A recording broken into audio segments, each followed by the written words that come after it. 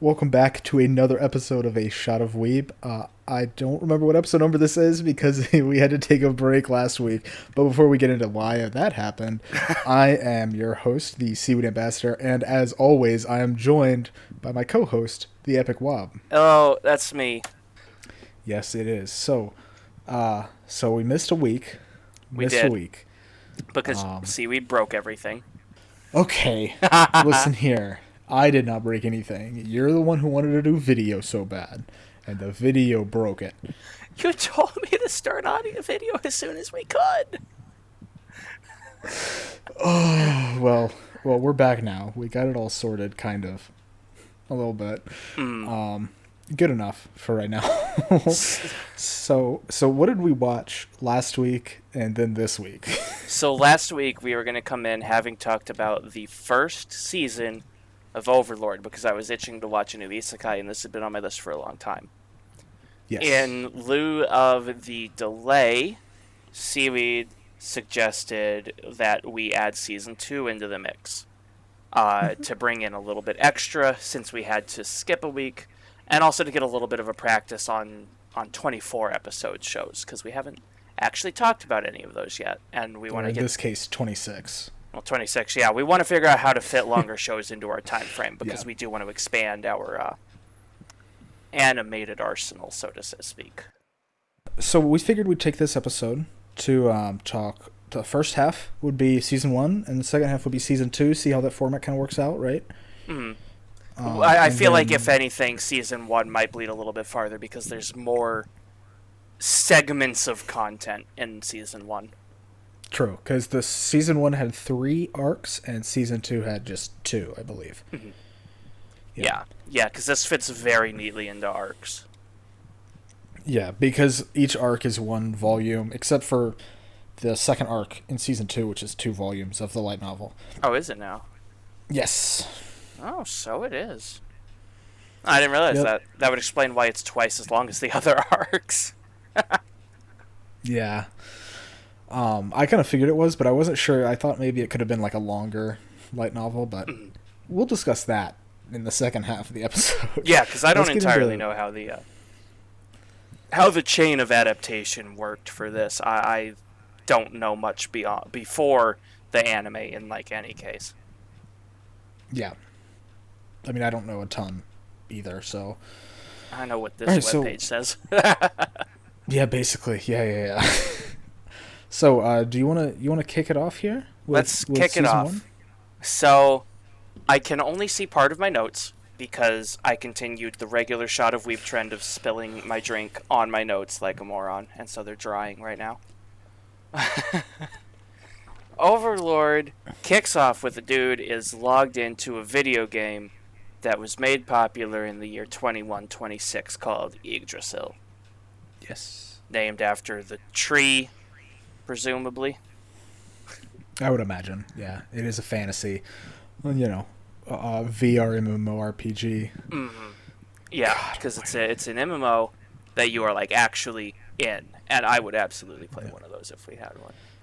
It's just like Sword Art Online. That Yes! one advantage to never having watched Sword Art is I can afford to not compare everything to Sword Art.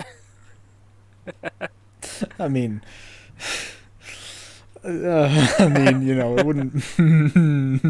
Sword Art's not. This is different than Sword Art Online, though. Yeah. The game itself is similar, but like the show, very different. It's an actual isekai. I've got to say, I'm Overlord is. actually legitimately curious about Sword Art because I knew a lot of people who were like super big fans of it when it was cool, and then like as soon as it stopped being the cool game, the cool show, they were all like, "Oh wow, that show sucked." I'm just like, okay, so what do you actually think about it? But we're not talking about Sword Art Online. I'm getting very distracted by a Fall Guys ad on my other monitor. Can we get rid of this, please? Why do you have advertisements on your other monitor? I don't know, because I literally have an ad blocker installed. Okay. I've got that fixed. Let's get into this. All we've talked about so We far. start off, and he's in the game. And the game's getting shut down. It's the last day of the servers running. He's chatting with one of his other buddies of the Great Guild of the Tomb of Nazarick. He's talking with a slime boy. So the guild was called Eins Ulgon. Oh, that was the guild name. I didn't realize that. Okay, that makes Yeah, a that lot was the more guild sense. name. Yeah, because his name was what, like Momonosuke or something. That wasn't it. That's not Momonga. right. Momonga. Yeah, that's it. Mm-hmm. Which I didn't know if that was like his real name or the character name or what. It's something like that. No, that's his player character name. Okay. It's better than Eins some of Ulgon the was the other player guild. names, so I won't complain. Like what? Like frickin' Lord Touch Me. Fantastic name. What Worst are you talking name. about? I don't know, but either way. And so the slime guy is like, look, I have to go home, I have work, and he pieces out, and the server's shut down. Actually, no. Momonga starts screwing around with the NPCs, and he pulls up Albedo's code, because like all of the main NPCs in the Tomb of Nezric were made by the different players of the guild. And so he pulls open Albedo's info, and it's just like, she's madly in love with me, and then immediately regrets it. Mm-hmm. Oh yeah. Until the server shutdown hits. What happens when the server's shut down, my guy? Well, the clock it just kind of keeps going, and he opens up his eyes and he's like, "Well, I'm still here. Did they extend the date another day? That doesn't seem right." Then he's trying to figure everything out. He realizes he can't log out, can't open a menu. So the NPCs start waking up, and I think the first one that we get any like actual interaction with is Albedo, the like right hand man, woman, demon thing person. I think she's like a fallen angel or something. Something like that's that. kind of like the vibe I was getting. She has wings on her butt. Yeah, pretty nice. That's not where wings go. That looks so unbalanced. Hey, it's probably more balanced, bro, because you think about it, that's the middle of the person, and she got a fat ass. So. She do. Oh, Beto be thick with 2 Qs. Oh boy. All right, let's yeah, stop being degenerates for 10 seconds. Sorry, dude, you can't stop the horny, bro. There's so much of that in the show. At least in the first season. Yes, yeah, in the first season especially. Not it tones itself down in the second season. No, I screenshotted the like first. I sent a couple of screenshots to a friend who had already watched the season, who had already watched the show. Sorry, during the first season, because there was some. What was the line? I don't care if this. I sent my streamer friend a screenshot when the subtitles on screen said a girl who doesn't get wet from something like that is crazy. Along with my comment that I regret watching this show. Yeah, I know you don't regret it, though. I don't, but I want to. I want to regret this. Oh, man. Either way, because Momonga jimmied with Albedo's settings, she is hopelessly in love. In the worst possible way. Yeah. Yeah. She is constantly horny for Momonga, and only Momonga. She wants his bones. Ha! Get she it? Because he's a skeleton, man. She wants to be boned. Look, at least mine was subtle. Yeah. Okay, moving on. Moving on. So Albedo and so then I think a few of the others showed up, or was it just her at this point? I think Sebes was also there. I could be wrong. Oh yeah, that's right. Sebastian was there. I didn't actually realize that was his full name until like halfway through the second season. I think I'd missed that.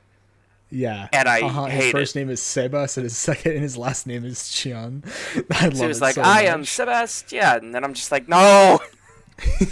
Even though I love him. Sebas.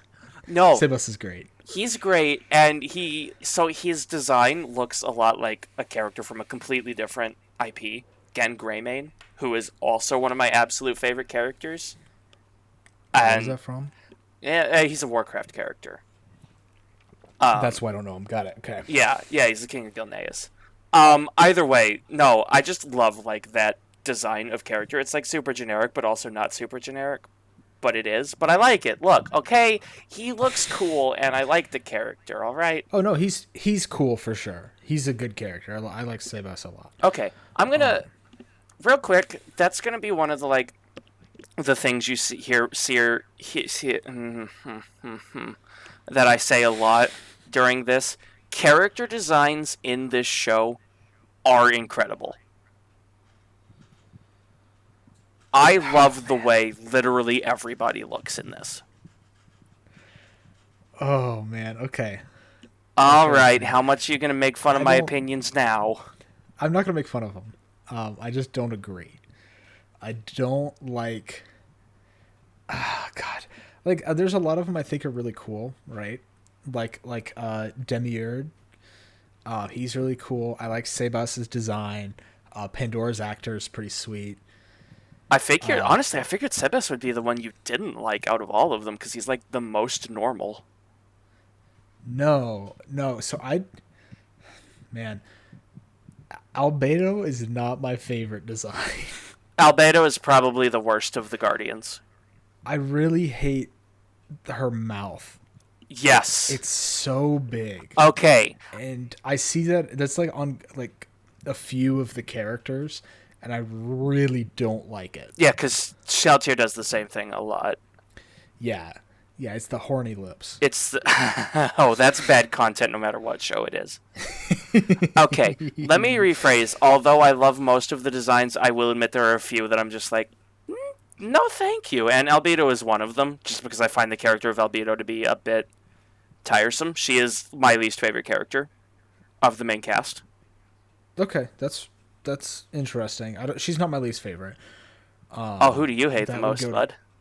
I don't hate anybody. I don't want to make that clear. Like I like all the characters are at least fine, but the one I'd like the least is Cocytus. You hate Cocytus? I don't hate. I just said I don't hate him, bro. I said he's fine.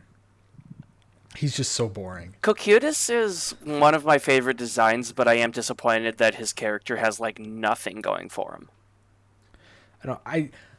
Okay. I like the creativity of all the designs. Mm-hmm. Every character is very distinct, even like the minor characters, right? Yes. They're all very distinct, which I do like a lot. I think I'm just not a fan of the general art style. Really? I think that's what it is. This is one that I was able to kind of just sink into. This one doesn't bother me at all. And I can be pretty sensitive to art style. I just kind of dig this one. Yeah, I know. Man, this is coming from the guy who hates Devilman Crybaby and won't watch episode 2 because... When I wrote my freaking JoJo's essay on Twitter, I made a comment about how I nearly tapped out of part 4 because of the style change. I know, and part 4's designs are so good. But it's so good. I much prefer it. We're not talking about JoJo. We should always talk about JoJo. No. I will say, I think... I don't know what I don't know. Momonga's design is fine, like his skeleton design. I think he's a little big for me. Like he's too wide. For context, I definitely like Ainz's design. Ainz and Momonga are the same guy. Plot twist.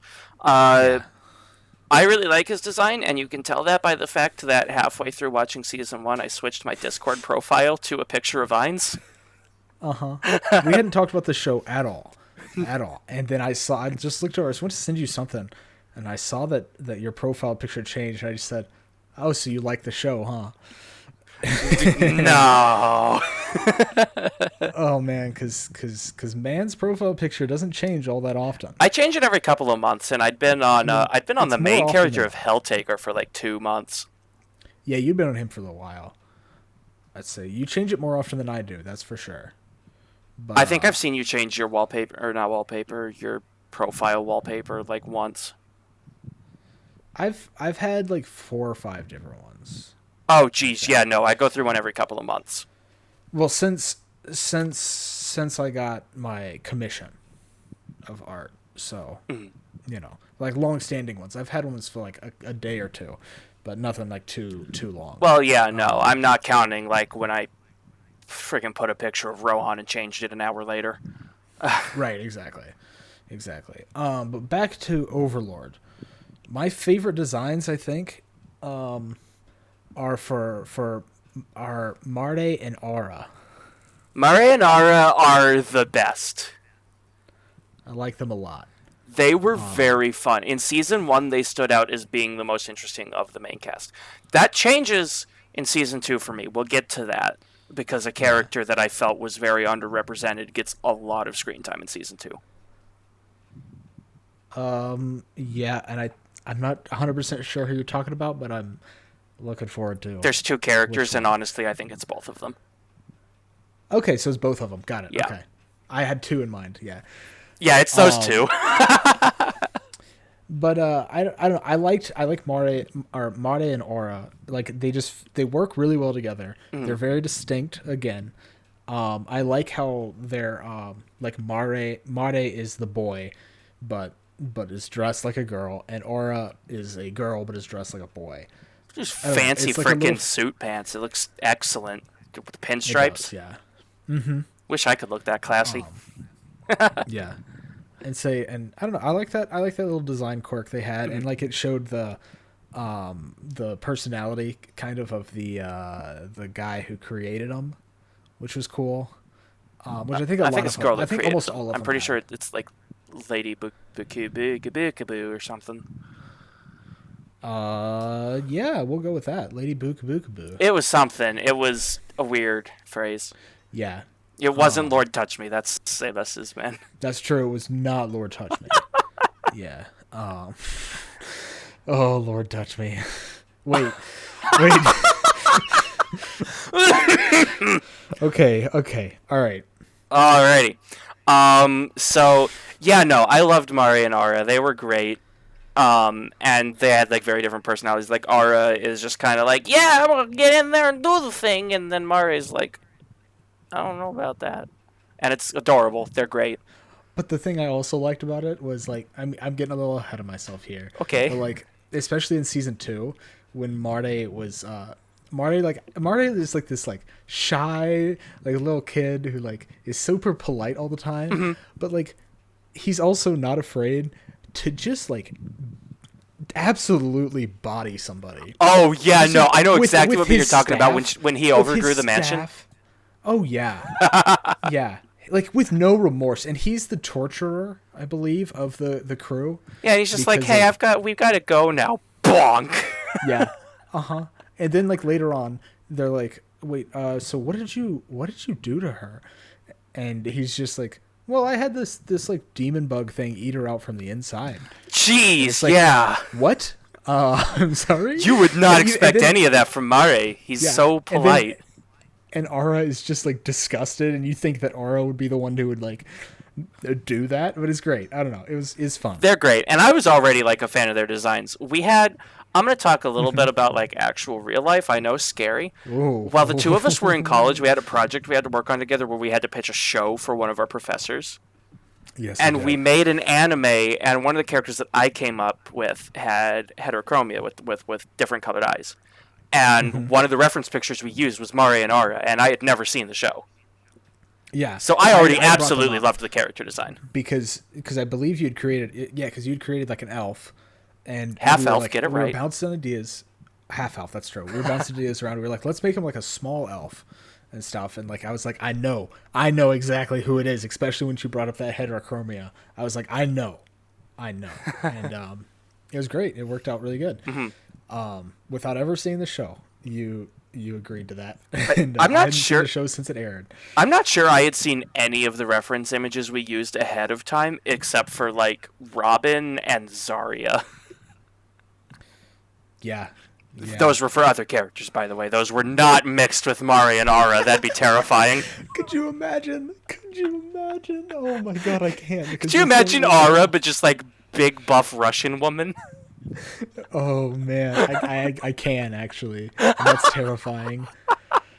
Oh man. All right. I think we've talked about. Oh no, we got a couple more characters left we can discuss. Yeah, we actually no, we've only talked about like one of them. So Momonga assembles all the Guardians. He wants to talk to all the Guardians, and so like everyone comes back together, including the 3 we haven't talked about much at all, which is Cocytus, Shaltir, and Demiurge. Demiurge. Yeah, and it's Shaltir Blood Fallen, actually. Oh, super edgy, dude. We're back in like 8th grade now. Yes, sir. Yes, sir. I boot up my Warframe account. Let's go, dude. You've got Shaltir Blood Fallen. See Shaltir like sitting in the background reading by Immortal. If you can believe it, Shaltir Blood Fallen is a vampire. I know, crazy with blood in the name, but and she likes to pick fights with Albedo because they both want to be the main girl. Yeah, they both want that bone. Yeah, dude. No, they're both like so horny for Momonga, and they like fight over it, and it is the worst content in the show. It's amazing, and I hate it. Change Shaltir's code to do that. Yeah, and only changed Albedo's. Yeah, no, Shaltir was just like already like that for some reason, but because her creator was kinky. Yeah, that'd be the thing, because I'm going to jump ahead this time. Season 2, there's a scene. I had actually seen this scene well before I ever watched Overlord, and I had forgotten about it, when he's like, Shaltir, I must punish you. Let me sit on you. Yeah. And has her like kneel on the ground. He sits on her back, and she's just like, this is the best thing in the world. And just breathing heavily and like face fully flushed. I am uncomfortable. Yeah, and then he's like, well, I guess I can't. I can't do this anymore. And then she's like, no, please, I take this not as a punishment, but as a, what did she say? As a reward, I think. And then as a reward. And then Ainz is like, well, yeah, it was also, he says to himself, he's like, this is also my mistake, so I'm going to suffer through this humiliation as well. Yep. Yeah. Oh, man. She's something. She sure is something. Demiurge is a fine man. Dang, he looks great. Yeah. He's got a cool tail. He's got them snazzy pinstripes on a red suit. The ear metal. It's not piercings. It's like rings on the top of his ear. They're piercings. Is it piercings? I thought those just clipped on. No, I'm pretty sure you can get them pierced to sit there. I don't know. Possibly. And then like dweeb glasses, but they work. Oh, yeah. Yeah, he rocks them. He's a very pointy man, and he looks excellent. Yes. Very dapper, if you will. Can Demiurge be the best girl? No, he's not a girl at all. Come on. There's no part of it. He is masculine to the core. Best girl is genderless. Oh my god. I do want to ask you who your best girl is, but we got to talk about there Kakitas isn't first. One. That's the. I guess there is, but like there definitely is. She's not main cast. Yeah, she's not main cast. That's for sure. Oh, are we agreeing here? Oh no, I don't know. I'm concerned. There is no best girl in the main cast. No, I would say Aura is great, but she's like 12, so off the table. No, she's not. Dude, she's hundreds of years old. No, well, Momonga says they're too young when they see the lizards banging. We'll talk about that. Yeah, we'll definitely talk about that. Okay. Let's talk about Kakutas, and then I want to hear who best girl is from you. Kakutas. Let's go real fast with this Kakutas, because does like literally nothing. That's one of my biggest complaints, is that we see almost nothing from Kakutas. He's a big bug man, and he's like a villain kind of. Big 4M bug man. He's like the military leader that Ainz has. Yeah. I wanted more stuff from Kakutas. He gets like one fight scene in season 2, and that's all he does. Yeah, basically. Which is a shame. I mean, like, he does stuff in the background, but like he's not like a main guy. That was like when we were just going to talk about season 1. I was going to complain that Kakutas didn't do enough, and then he like got a role in season 2, but even then it was still too small. I wanted to see Kakutas actually. I would say that arc. I would say that arc is like his arc, right? Like where the first arc is clearly Momonga's arc. Of season 1 or 2? What are we talking about here? Season 1. Season 1 is first arc of the show. Yeah, right? That's Ainz's arc. First arc is definitely Ainz's arc.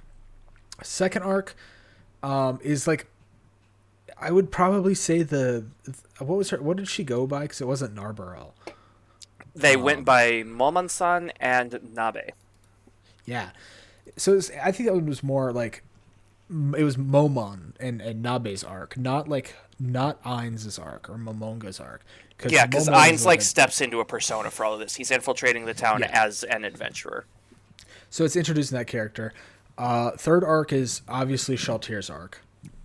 Yeah, very clearly, because Ainz and Shaltier have to fight. Yeah, and Lizardman is. We'll get to season 2. I want to keep the season 2 completely separate. Okay, all right, we'll keep because season 2. My opinions about this show change drastically when the season does. Yeah, mine don't change drastically. They still change, but like not drastically. You're gonna hate the numbers I give these seasons then. I don't know if I will. I mean, I already know what you gave the first season 1. Pretend I didn't tell you. Hey, okay. Erased. We're good. That's one problem we have about this show is like we try to go into this discussion with like little to no knowledge of the other person's opinions on the show, except I'm way too talkative and just like message him about it. I message you sometimes too. Don't pretend like you're the only one. So all right. So we've talked about the main cast. Now who's best girl? Best girl, I guess would be Nabe. Oh. Okay. There isn't one. Realistically, there isn't one. You're wrong. There is a best girl. All right, make your case. Evil Eye. One word. She's just basic anime girl. That's all I need in a show like this to be best girl. I literally wrote that down at the end of season 2 that Evil Eye was cool and then started being just basic anime girl. She's still strong though. I mean, yeah, I guess. She wasn't even the most interesting girl in Blue Rose though. The Ninja Twins were awesome. Yeah, but they got nothing. I mean, yeah, which is unfortunate. Evil Eye was the best. She's adorable, and you'd never even see her face. Actually, you do once. You do see her face once. Yeah, there's one point. I guess. But she's also only in season 2, so I guess we'll get there. But she has no character development, and what little dialogue she does get outside of battle is just basic anime girl because she starts fawning over Momon. That's all I need, bro. That's so basic. In this show, tell me, in this show, who's a better girl? Nothing, no one. I didn't say she's a top tier waifu. Well, no, that's why I said there is no best girl at all. None of them qualify for best. She's still the best in this show. That's my argument. You can disagree. I mean, my reasoning for Nabe is for literally exactly one scene that I'm like, oh, that's really cute. Even though it realistically isn't even a cute thing. I just loved the sound design on it. Nice. Okay. All right. Yeah, that's fair. That's fair. There's no best girl. That's my stance. There's no real best girl in this show, unfortunately. Yeah, except for Evil Eye. But anyways, so Arc 1. Arc 1 is basically just Momonga kind of realizing that he's in the game, but the game is not the game. It's a real world now, and he's been transported to another world, hence isekai. Yep, and he's trying to figure out exactly how much carried over from Yggdrasil and how much is unique to the world he finds himself in. Yeah. Which he's kind of doing throughout the whole show, I would say. Yeah, but I mean that's also the initial thing is he's figuring out. He's trying to learn where Nazarick is. He's trying to get a map of the world. He's trying to figure out how humans work. Yeah, how magic works and fighting, all those systems. And he's also locked into his character personality because he has. So whenever he starts to get really heated or something, or starts to step outside the personality of Ainz the Great One or whatever, he has this green aura that appears around him and calms him down. Yeah. To keep him in line with his character. There's a lot of really good moments with that too. Yeah, definitely. I've never seen that in an isekai either, which I thought was really interesting, and I thought that was a really unique addition to Overlord. That kind of it's a really small thing, but it helps separate it because mentally, when it's another thing I really liked about the show because when he's talking, he has this really deep. Booming voice of an overlord basically, but then his inner thoughts are this still just this dweeby guy, just kind of generic guy, and and that was a good way to separate it too, since his mouth doesn't move unless he's like in shock or something. But when he's talking, his mouth does not move at all. So that was a good way to separate when he was speaking and when he was thinking, which I liked a lot about the show. Yeah, definitely. And so it's sort of him just like feeling out. It's him feeling out like what the boundaries of the quote unquote real world are, including in like the most awkward way possible. One of the other reasons I messaged my friend to be like, hey, what show am I watching? Because I'm not really sure, is when he's like, oh wow, all the characters woke up. I'm gonna grab the titty. Okay, but there's reasoning for that. You messaged me about this as well. I did. You sent me that screenshot and you said, I regret watching this show. So you said to me. But there's reasons for it. Like, given reasons, and he doesn't, like, it's not something he, like, continually does either. No, it was just that one time, thankfully. And which he was testing to see if it was the game or not. Because if it was the game, that action wouldn't be allowed because 18 plus things weren't allowed. And, like, what else is 18 plus? You know? I don't know. That's just a quick way to see if he could, if he was in the game still or not. Yeah, and then he grabs and is like, oh, weird, I didn't get stopped. Yeah. And Albedo's like, more, please. Yeah, and then she's, like, drooling at this point. point. It was so uncomfortable, because that's when the facial animations on her are, like, cranked up to 11. I'm just like, please, pick me up, I'm scared. Yeah, it was bad. Really bad. But then I think, then he calls the meeting of everybody, talks to everybody. That's when we meet, like, the main guardians of the great tomb of Nazarick. And the battle mates. Yes, the battle mates, which were called the Pleiades. The Pleiades? Pleiades? Pleiades. I think that's how you pronounce it. Something like it. It's like the star system. You want to know why I know that word? Because there's this other show, the other anime called Hokugo no Pleiades, I believe. And it's about magical girls. It's a very different show than this. And it was very mediocre, from what I remember. Sounds exactly the same to me.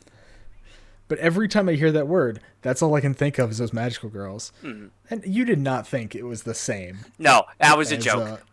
I will say, in terms of like this review that we're giving like right now, mine and possibly Seaweed's, I don't know, thoughts are going to be a little bit rusty on season 1. Because of our delay, we watched the show a week back. We took our notes a week back. So we've had some time to sort of lose some of what we had. Yeah. That's a side effect of having to push things back. I guess it's a good thing I took some notes on season 1. Didn't take any on season 2 though. I took the same amounts I always did and then spilled my drink on it like always. Hey, we're professionals here. This is a professional podcast. We're professionals. I have spilled alcohol on over half of my notes of the whole run so far. Yes. Let's go, dude. Oh god, we haven't even gotten to episode 2 yet. I don't even know what episode we're on. As far as I'm concerned, we're talking arc, then arc, then arc. Yeah, we'll just go arc by arc. I don't know. Not much happens in the first arc, honestly. It's really just the setup arc and like how everything happens. Like like how he got isekai'd, all that fun stuff. And then he like defends a village to put it under his protection. I don't think we really need to go too deep into any of that. Yeah. I mean, the basic thing for that was it was his start of his conquest of the world, essentially. Because I think that's his goal, is to have the whole world. Well, he has 2 main goals, I would say, right? First is to, like, control the entire world, right? And secondly is to find any other players of Yggdrasil that might have gotten transported here. Yeah, because presumably if anyone else was on when the server shut down, they'd be trapped like he was. Yeah. And the reason he wants to rule the world is to make sure that Nazarick is safe so that the memories of his friends will never die, essentially. Please, it's for all the world loot he has stashed away. I mean, yeah, but he's not that rich. Excuse me? Did you see how much gold they spent on Shaltir? Do you not know how many times they say, oh, we need more money? But that's explained away because he can't use his money from the old game. Oh, that's true. Yeah, he can't use Yggdrasil money. That's right. So they're not rich. So we're both right. He's rich, but he's not. It's Well, like, he's rich Schrodinger's in old money. He has a ton of gold, but he can't like sell the gold as gold in case somebody finds it. But then he also has a bunch of elite gear stashed in the end, which we find out in like Arc 3 when he's fighting Shaltir. Yeah. Yeah. What happens in Act 2? Act 2. What Bless was you. the arc title of that one? Oh, thank you. I appreciate it. Dark Warrior arc. That's where they get the giant, the king of the forest. That's where they get Hamtaro. Yeah, I was calling him the same thing, but it's Hamanosuke? Hamsuke. Yeah, Hamsuke. Hamsuke, but it was, yeah, he was like Hamtaro. I had the same exact thought, honestly. Because he gets found out by some like alchemist because he gives like a pure red potion, which is like not a thing. Yeah, because he starts to become an adventurer, and so he has to start at bronze and stuff. I was once an adventurer like you. Don't. No, we're Until not. I took an arrow to the knee. 2012. This is not 2012. Oh my god. Skyrim has been released every year since then. Buy Skyrim. Not on this. I'm Todd podcast. Howard. Don't buy Skyrim. Don't buy Skyrim. It sucks. Buy Skyrim. That's It's a my good hot take. game. Skyrim sucks. That's I my love hot take. Skyrim so much. They've never made a good game. Anyways, back to Overlord. So this is the arc where he starts to become an adventurer. He goes off with Nabe, and they get hired to be a bodyguard for this kid. Which Ainzel's kind of like sandbagging his power right now. He class changes to a warrior, which severely limits his capabilities. Yeah, because he's a magician. Was he a necromancer? I think they just called him Magic Caster. Oh, that's right. He was just a magic caster. Yeah, but he's of the undead race, I believe, which means that he has an affinity for like that type of magic. Yeah, and a lot of players like in the game are like super not cool with non-human races, which Yeah. Oh, and that is an important thing we missed, is that everybody that was in the guild of Ainzul Golem that lived in the Tomb of Nazarick, they had like what, 2 rules. One, you had to play a character that was a non-human race. Mm-hmm. And 2, you had to be a functioning member of society. So you had to have a job. And so like this couldn't be the only thing you did. You couldn't be a weeaboo or a neat.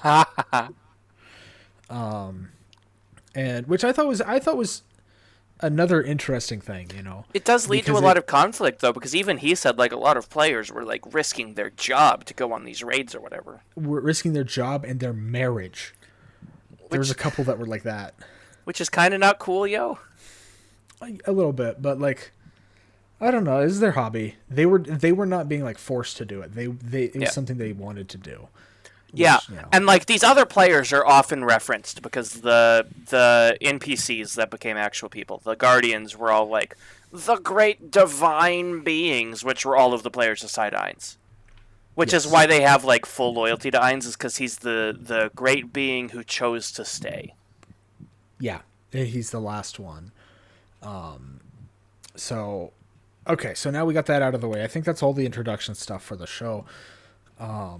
Yeah, and so he puts on armor and stabs things as a wizard. Yeah, and he's already like super proficient at it because his level is so high. Yeah, even with his level severely capped as a warrior, he's still way above like literally every other character ever. Yes.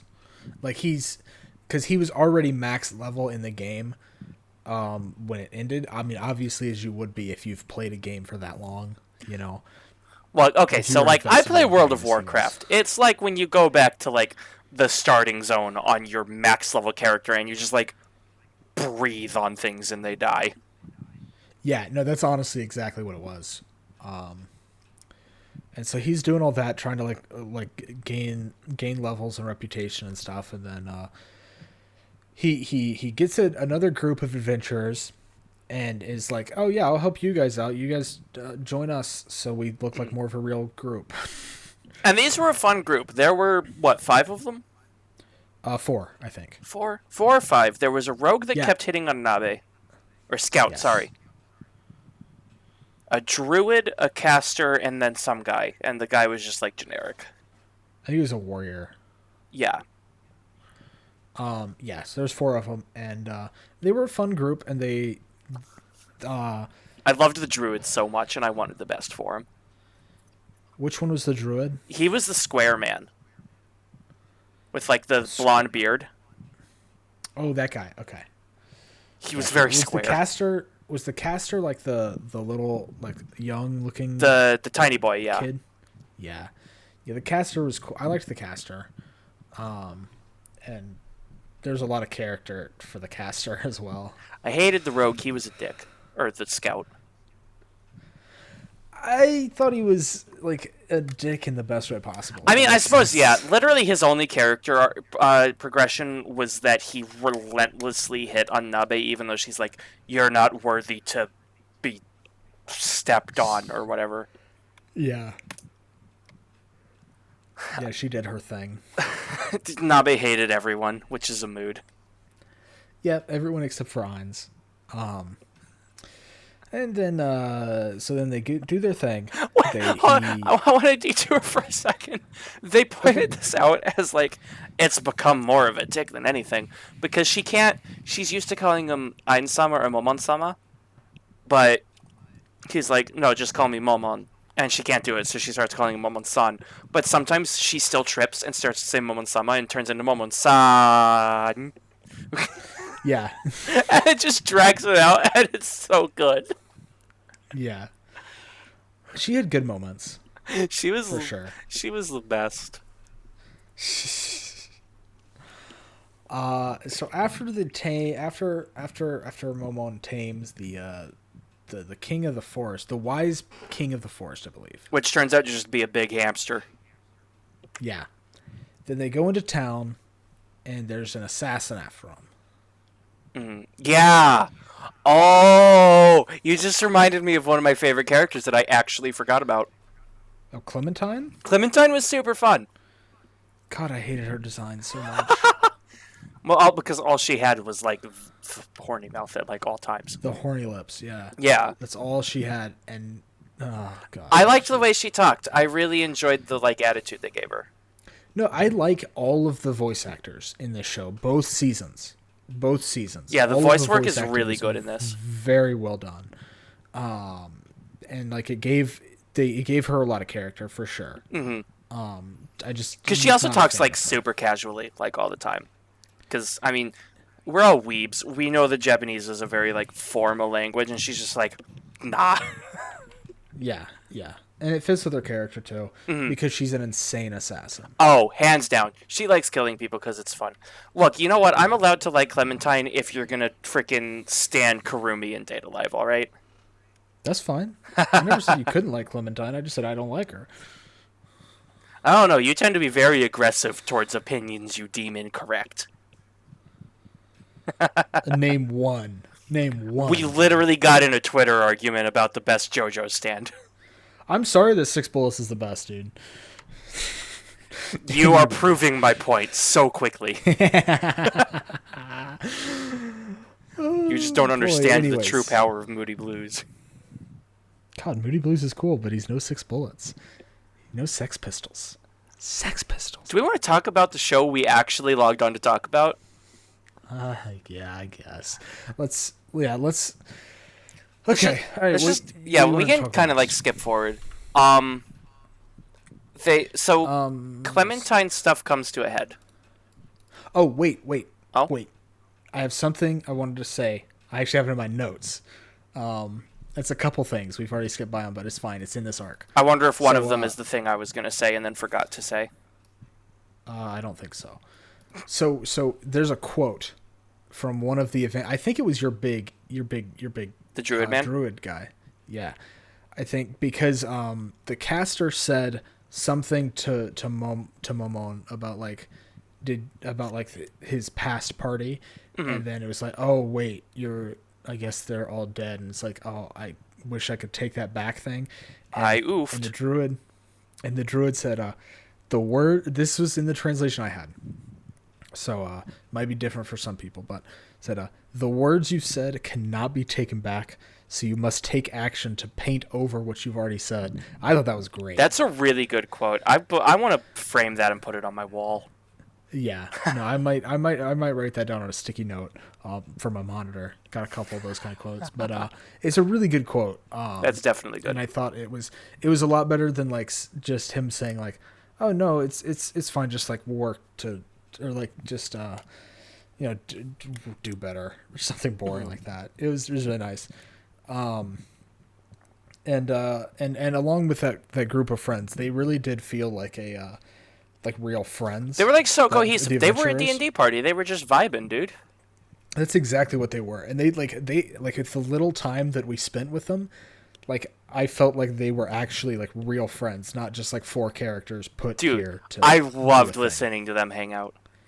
Yeah, it was so much fun. There was so much like care put into their dialogue. I'm surprised they were so chill with like they were chill with Momon coming in because he's like super strong, but I'm surprised they didn't throw more of a fit about Nabe because even they were like, "Don't you know it's bad luck to have a girl in the party?" That's true, and that'll come back. That does come back, and that's why I wanted to mention it before we moved on. Yeah. And the last thing I wanted to mention was that when they got the hamster, that hamster, it can talk. I don't think we mentioned that. The hamster can speak, and it talks extremely politely, like overly politely. Was that what it was? Yeah. I thought he just put like extra phrases in the end because my subs were just like every time he said a sentence at any time, he ended it with "so it is" or something like that. Yeah. Well, that's what they did to make it like extremely polite, but like he added that as like a little verbal tick as well, but he was speaking very politely. Because he's the wise king of the forest, Hamtaro. Yeah, I guess. He wasn't very wise, though. Oh, he's just a big hamster. Yeah. Yeah, because Ainz recognized him because he's like, "Hey, one of the dudes in my guild had something like you as a pet." And he's like, "Oh, wait, maybe I can reproduce." And Ainz is like, "No, that thing was like real small, dude." And he's like, "Darn. Well." Do you want to be my pet instead? Yeah, and he's like, "Yeah, sure, dude. For sure, man." Party member, get. Yeah, exactly. Basically. So then they make it to the village, and I believe Momon is going to turn the quest in or something, or like take Hamsuke to a place for the night, something like that. Yeah, Momon went to talk to the grandma to like say, "Hey, we got the herbs." Yep. And then they went to the grandma's place to unload everything. Put the stuff to unload everything, and this is when well, how do you want to put this? Clementine casually shanks all of them. Okay, that's nicer. I was going to say they all get ganked. So, and it was sad because Clementine pops up and is like, "Hey, do y'all want to die?" And they say no, and she says, "Too bad, jab." Yeah, basically. And she like collects all of their adventure attacks because they were all copper. They're like low-level adventurers. I think they were copper or iron. They're like either like I think they had like 1 or 2 irons. Whatever's at the bottom end. I don't think we ever hear about the middle of the tier. Like the bottom was like copper and something, and then the top tier was like platinum and orichalcum. No, my poster is coming off the wall. Megaman, why do you do this to me every time? No. The bottom 2, it was. I think it went like copper, iron, gold, platinum, and adamantium. There was definitely orichalcum in there. I'm sure of it. That was not the highest. That might have been right below adamantium then. Adamantium was the highest one because that's what Momon became. Yeah, I just know it was in there somewhere. Okay. But yeah, so then she takes those. But like the thing that really hit the worst, right? And the posters in the floor. I'm buying some command strips tomorrow. The thing that hurt the most about that is because the camera, it cuts away. Like the scene changes before they're killed, and you think, oh, maybe they have a chance for at least 1 or 2 of them to survive. Well, nope. Right? There's like that chance. I mean, like, yeah, it was very small, but like you're still like maybe somehow like they just. I was so upsetty because I loved these dudes so much. Oh yeah, no, I was too. And the one that hurt the most for me was I have the name written down. It was Nina, and she was I just kind of You spoiled it. So he goes in and they're all like zombies. Yeah. Momon shows up and they've been zombified and he puts them down. And the caster boy is lying against the wall. Uh-huh. Except their shirt has been ripped and they're wearing a binder. And the audio clip of saying a girl in the party is bad luck plays again. Uh-huh. Which, And I'm just sitting here on my computer, I'm like, no! I hit hard. And she, cause, I mean, it hit hard. I don't even know what else to say. Cause, I mean, first off, she was my favorite one of the group. And they'd done it so well to where you didn't know that she was a girl until this point. Yeah. You know? And it was, it hurt. That was painful. That was one of two, like, really big emotional parts in the first season. Because I actually got in, like, the first episode. Because when he was talking about, like, all of my friends haven't logged on in years, and I'm just like, this hits in the feels. Oh, yeah, because that's, like, your realm. I'm a gamer, man. Yeah. When I log on and see that my best dude hasn't been online in 3 years, and I'm just like, please. Oh, yeah. They did a really good job. Yeah, and this one had a lot more impact because there wasn't titty grabbing 10 minutes later. Yeah, no. Like, the thing I also liked, though, was that Momon, he didn't... Maybe I shouldn't say like. Maybe that's not the right word. But, like, I do like it because he stuck to his character. He didn't care. Yeah, because he goes and confronts Clementine, and she's just like, what are you going to say? You're mad that I killed your friends? And he's like, no, they were useful, dude. You took my tools. Yeah, exactly. He was like, I was using them. He's like, I don't care that they're dead. It's just you took away, like, my tools. He's just like, come on, bro. You got in the way. Yeah, exactly. And, oh, man. So do we want to just talk about the penultimate fight of Arc 2? Because I feel like we can talk about Act 3 pretty quickly. Because, like, it's a lot of episodes, but not much actually happens. Yeah, that's true. So they go to this graveyard. Nabe and Momon the warrior. After getting the quest from the grandma, and the grandma's like, "Yeah, I want you to go find Neferia." I forgot about that. Yeah, because they're looking for the kid. And he's like, I didn't write down the kid's name. He's like, it's gonna cost. I'm looking at the character page. Oh, I'm not. And he's like, it's gonna cost you, and she's like, well, what is it gonna cost you? He says, everything. And that sounds so dickish because, like, I guess that's in his character, but it feels out of character. I don't know. It didn't feel out of character. It just felt like that's his character. Well, because he's actually been very benevolent before this. Like, I mean, technically he's only doing stuff that's in his favor, but only, like, tangentially. I don't know. He's only ever done things, like, in his favor. I don't know. It didn't really feel out of character. It felt dickish for sure. But it felt weird to me. Like, I did not expect Momon to frickin' extort this grandma.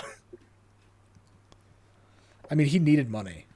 I guess? He needed human money. Or, like, the world's money. I don't know if the world has a name. It's the world, though. I swear to God, bro. My entire life is just video games and JoJo's references. I'm sorry. I swear, we'll get in this right now, dude. JoJo's episode right now. No. But yeah, so then they go to this graveyard, him and Nabe. Mm-hmm. Confront the there's this like Nabe's like the head of the Battlemates, by the way. Not the head of the Battlemates, that's Sebas, but like the lead Battlemate. Yeah. That's important. I don't think we ever mentioned that. That's not that important. Kind of important? I don't know. It doesn't really come up again. I mean, it doesn't. But they go there, and then there's a necromancer, and there's Clementine. Necromancer raises a giant bone dragon. Bone dragon! And Nabe and Momon's like, okay, you deal with that.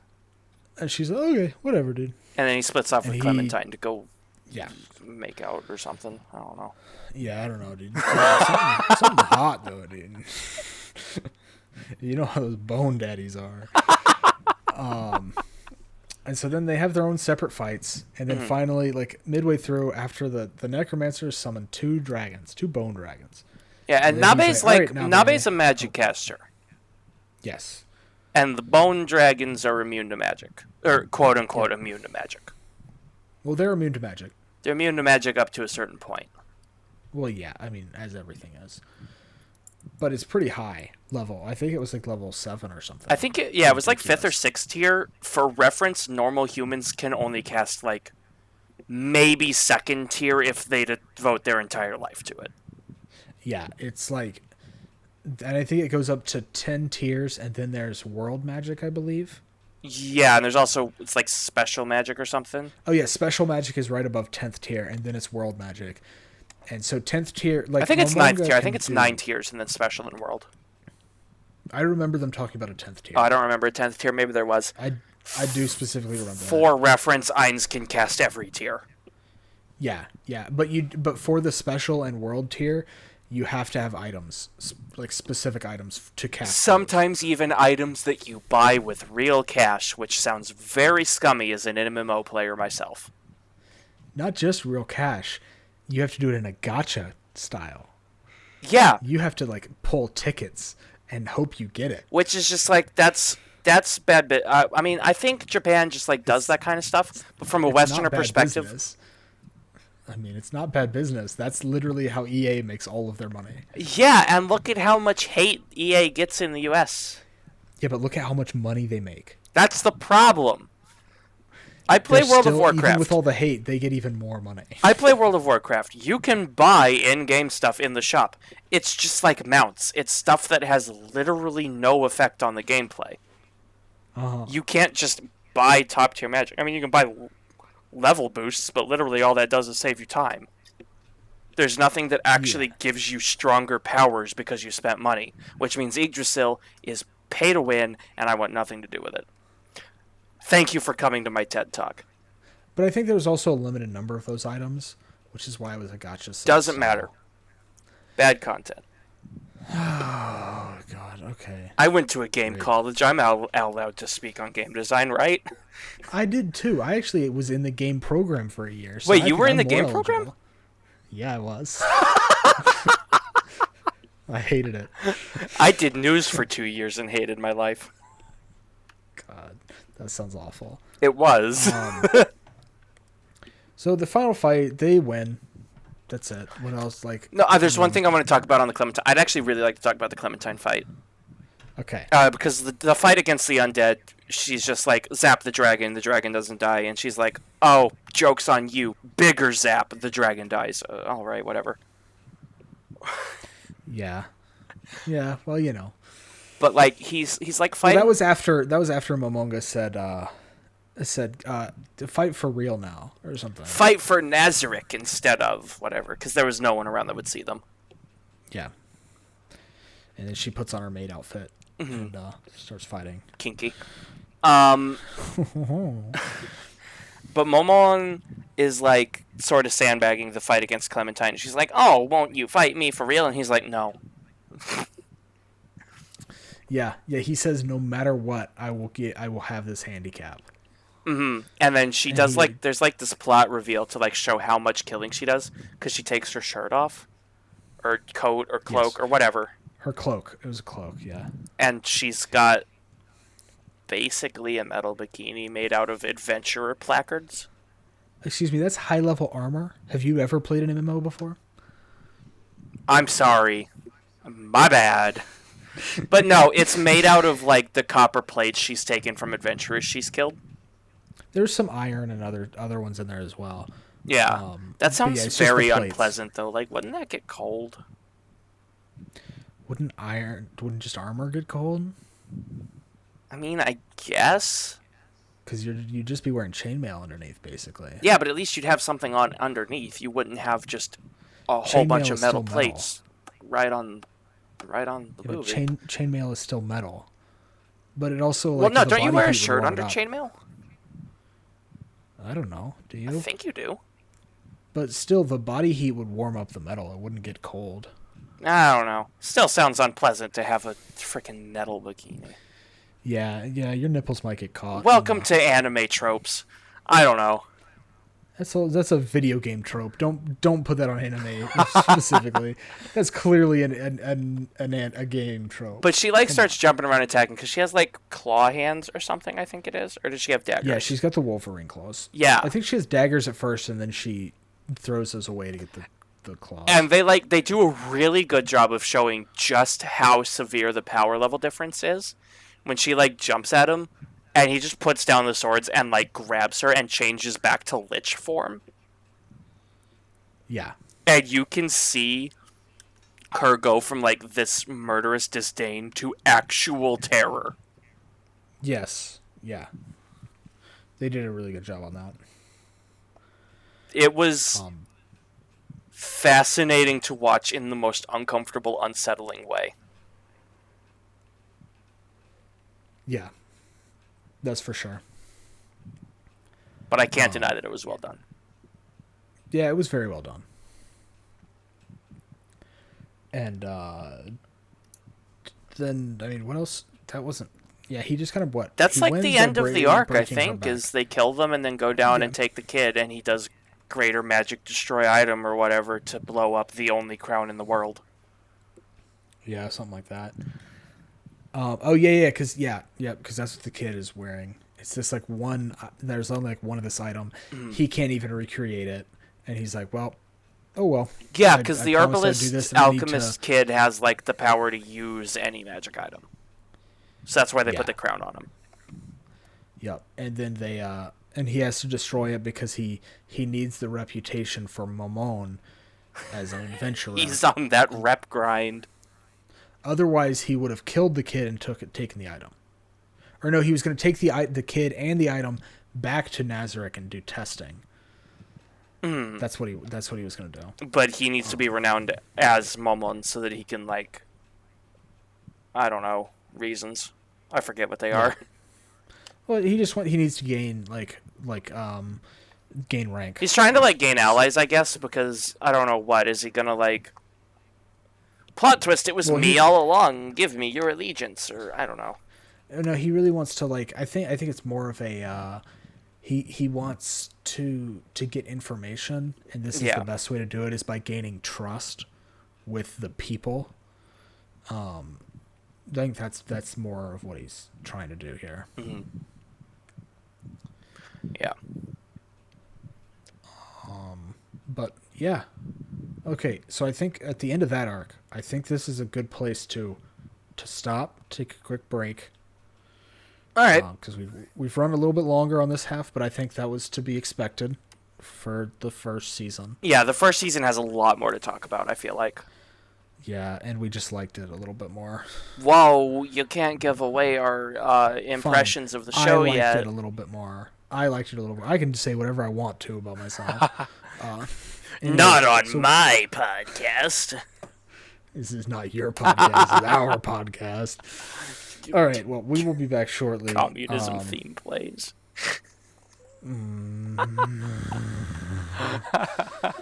We'll be back. We'll be back after this break to talk about the third arc of Season 1 and then whatever Season 2 was. We'll return. Welcome back to the second half of A Shot of Weeb, Episode 9. We've got a little bit more to talk about on Overlord Season 1, and then we're going to talk about Season 2, because that will almost certainly be a quicker discussion. Yes, most definitely. Oh, man. So the final arc. Arc 3. What's the third arc? The one that the wiki calls the Bloody Valkyrie arc. Yeah, that's the one where Shaltir Bloodfallen goes rogue. So we find out that there are magic items at the world level. Yes. It's called the world item or whatever. Mm-hmm. And even Ainz's uber magic can't override those. Yeah. And even because he had special magic, and so basically Shaltir went to go scout out something, I think. She went to go do vampire things. Yeah, and then she got caught in not a trap. It was kind of a trap, actually. It's a trap. And then she gets her mind like is controlled by this world item. Mm-hmm. Essentially. There was a good fight before that actually that I'd like to talk about for a second. It's when she fights Brain Unglas, Oh yeah, because we get to see Shaltier like actually doing things because she hasn't done much up to this point. that's true. Yeah. Um, and like he's like, I've perfected this excellent kid technique. I match field, which is like detection or something, and Yeah. my faster than God blade into one single technique. And then Shaltier like steps into his range and he yeets at her and she literally just swats the sword away while yawning. Mm-hmm. And that's like perfectly on character for Shaltier. I absolutely loved that. Oh yeah, it was great. Yeah. And then he loses all confidence and she beats him, basically. Yeah, Brain just kind of nopes out. Yeah. And then she goes to and falls into this trap. Mm-hmm. And she kills a couple people, they retreat, but they're able to cast a spell on her first. Yeah, because these are people from the Slain Theocracy, yeah? I believe so, yeah. We didn't really talk about this, but there's like 3 countries that are all at war, and so Ainz is caught in like the middle of them, and Slain Theocracy is a bunch of like priests and magic casters. Yeah. They showed up in the first arc. Yeah, they do. And Ainz casts a tactical nuke on all the angels. Yeah, literally. And so then she's just kind of standing in this field. You know, nothing else is happening. Ainz goes to her and uses his special magic item that he spent a bunch of money on gacha tickets to get. Mm-hmm. We talked about this earlier. We don't need to go into your whole diatribe again. And it doesn't MMO work. model bad. And it doesn't work, and he's pissed. Mm-hmm. He's super pissed. And he starts kicking the ground until the green calming magic has to happen like 3 times before he actually chills out. He was that angry. Yeah. And he was angry at himself because he didn't think that world items would exist in this world, basically. Yeah, because that's a game thing. Yeah. And why would... I mean, he would have no reason to believe they would, you know. And then they go back to Nazareth. And they start preparing for the attack and stuff. And then he's like, let me do this on my own. And Albedo says no. And he says yes. And she says, oh, okay. And, you know, basically, it does all that fun stuff. We get a little bit of history about like the other, like one of the other members of Einzelgolm. Mm-hmm. I don't remember their name or what they did or really anything at all. Actually, was this when they talk about the Shiny Knight or the one who made Shaltier? The one who made Shaltier. Okay, yeah, no, that was the guy with the bow. I don't remember much about him because we already learned about the Shiny Knight, man. I don't think we brought it up. He's the guy who made Sebes and was just like, yeah, you are in danger, friend skeleton. Let me save you. Yes. Yeah, and that's how like that was like Ainz's like first friend in the MMO game thing. Yeah, because it was just a bunch of people bullying the Lich. Yeah. Yeah, so then we learn that, and then like Ainz goes to get this world item because it's the only thing that could really like win, I think. Yeah, so he has to go to like the Nazarick vaults. And we meet one of the best characters. We meet a character. One of the best characters. So out of the main cast, I don't think any of them were created by Momonga. No, Momonga didn't make any of the main cast. No, those were all the other guild leaders. Yeah. But when we go to the vaults, we find the one Momonga did make. Pandora's actor. Pandora's actor. Suffering incarnate. Oh, he's so cool. He's this. What was his design? He was like a masked man in like military regalia or something. So you know, like, have you played Animal Crossing? Yes, actually. Okay, so you know those little like those little things you can dig up, and when you place them in your room, they like wiggle around. Oh yeah, the gyroids. Yeah, the gyroids. He had that face. Yeah. And he had a jacket, like, It was like a military freaking, jacket. Yeah. it was like Kaito style, though. Like, he only wore it over one arm. Yes. Yeah. He was super cool. And he talked, like, in this, like, over elegant, flowery, show-offy manner. It was very Chunibyo. I don't know what that means, bud. So I was really hoping. Basically, like Chunibyo from God, I hope I don't get this wrong. I believe it's like a quote unquote disorder, right? Like it's a disease, quote unquote. It's not actually, and it's not classified that way. But like I think it's called like middle school disease also. And like well, it's basically you think you're so self important that like you're the main character of something and you have some special power. So a lot of the times in anime it'll be shown as like this person has this like this dragon's eye like embedded into their right arm and that arm is cursed and it has a special power that can do something. It's super cringy like that. Mm-hmm. Right, that kind of thing. Yeah. And so like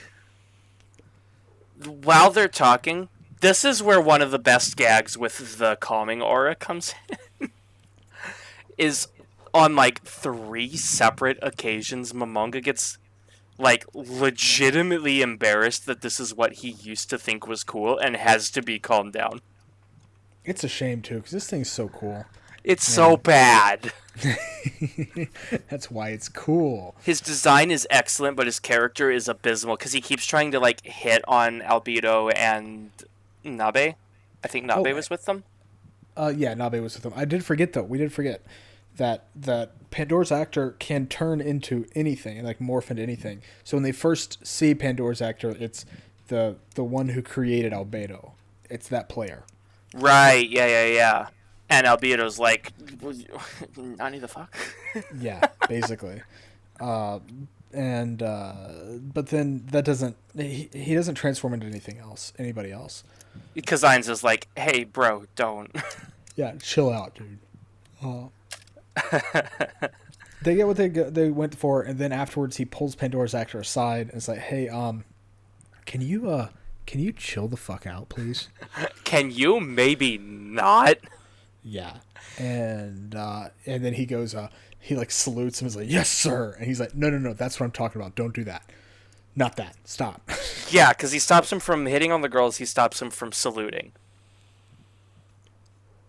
Yeah, just basically from being like a cringe lord. What is it with people and hitting on Nabe? That's like a trend. Yeah, it is. Even though Nabe hates everybody. Yeah, everybody except for Momonga. Basically. I don't know, man. They get the item, go back, and like, then they're having the battle with Shaltir, Bloodfallen. There was a lot that like happened in the battle, but TLDR, it's all a battle, and it's a lot more fun if you just watch it. Yeah, it would not be interesting if we sat here and discussed all the twists and turns. Yeah, I mean, like, because you know what's gonna happen, you know he's gonna win. I mean, it's that kind of show. Yeah, and then there's like they're tracking everyone's HP and everyone's MP, and Ainz, it's Ainz right now, ends up like tactical nuking himself to take her out or something. Yeah. And kills. It's a lot cooler if you like actually watch it. It is. It's. I would probably say it's the best. My favorite part of the season. Really? Is that fight. My favorite thing that happened in season 1 and season 2, but that's a given. Is that fight. Really? I actually. Yeah. I don't think it's my favorite. I think one of my favorite bits is actually in season 2, which is weird because I didn't care for season 2. Now I'm spoiling it. Ah, no! But I don't know. I thought it was really good. I think out of the season 1 arcs, the best one is the first one. Overall, as an arc, yes. Yes, I would agree. That's my favorite moment out of the whole show, though. Okay, that's fair. Yeah, no. It's well, I mean, which moment? The fight with Shaltir was like 4 episodes. Well, I mean, the whole fight was like actually from when they started fighting to when it ended. That was only 1 episode. I'm pretty sure. I think it was 2. It might have bled into a second episode or something. Yeah. But still, I liked that fight a lot. There was a lot of tactics going on. And it was really, I don't know. A lot of discussion, a lot of bluffing. It's an anime fight. We can't do it justice by talking about it. No, there's really no point. We don't even remember all the main points of it. We watched it a week ago. Yeah. About a week ago. Rip Vine. Look, my mind wanders, man, when I've been drinking. This is the problem with this podcast. God, Vine has been dead for so long. Anyways, I guess so. I'll save my overall thoughts for the end of the episode. Yeah, let's do overall on like each like at the end we'll overall season 1, overall season 2. How about that? That works for me. So let's get into season 2. Unless you have anything else to say about season 1. No, I don't think so. We have like all this stuff with season 1 with Ainz and Nazarick and getting themselves established, and then I'm like really excited to boot up season 2 because I absolutely love season 1. We boot up season 2, and then suddenly, lizards. It was brought up at the end of season 1. Oh, was it? Yeah. I think it was like an after credits sequence kind of thing where they're like, hey, there's this group of lizard men kind of thing. They were hinting at it. But yeah, so the first arc is the lizard man arc. Yeah, it goes into like this freaking lizard dating sim out of nowhere. God, it was not that. What are you even talking about? No, well, because, like, there's the first episode of lizards, and then a cloud talks to them and says, hey, we're gonna kill you, and they're like, oh no.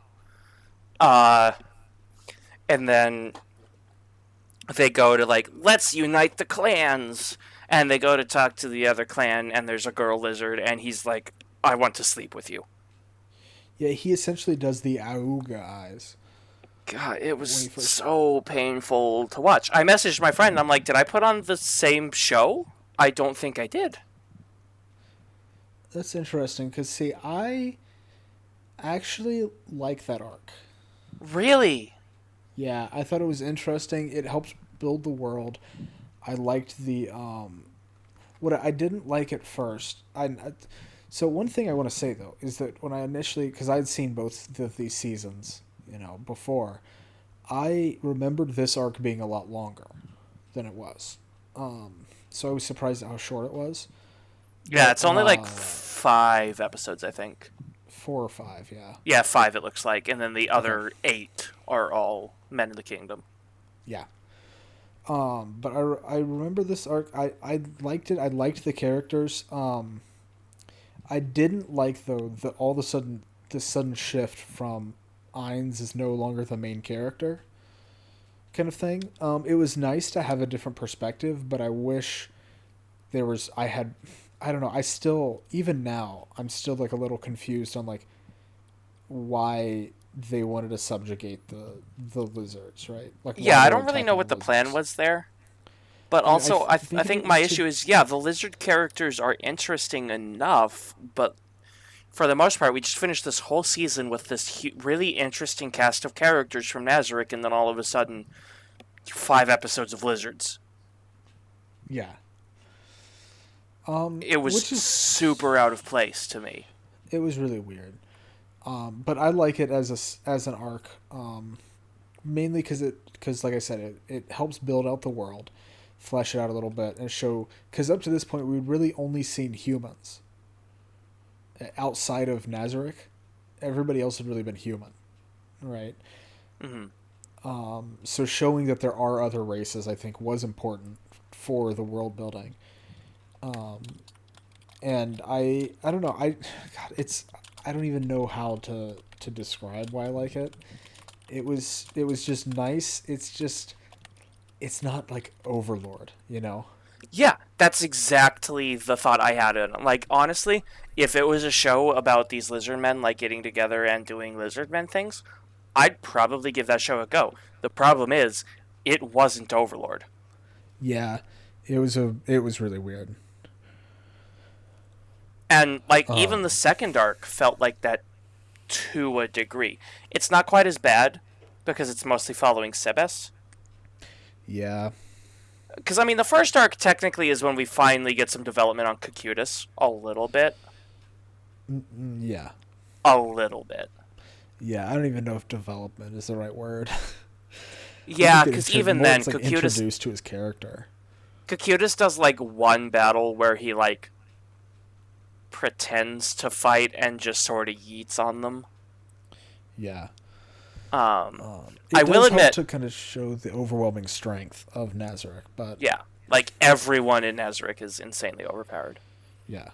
I will admit one of my favorite instances happens during the Lizard arc, and that's when they go to like do the show of display after the tribes have united, and they like bring Ainz and the gang up to this big standpoint, and we get to see Demiurge, like, so he has like command abilities.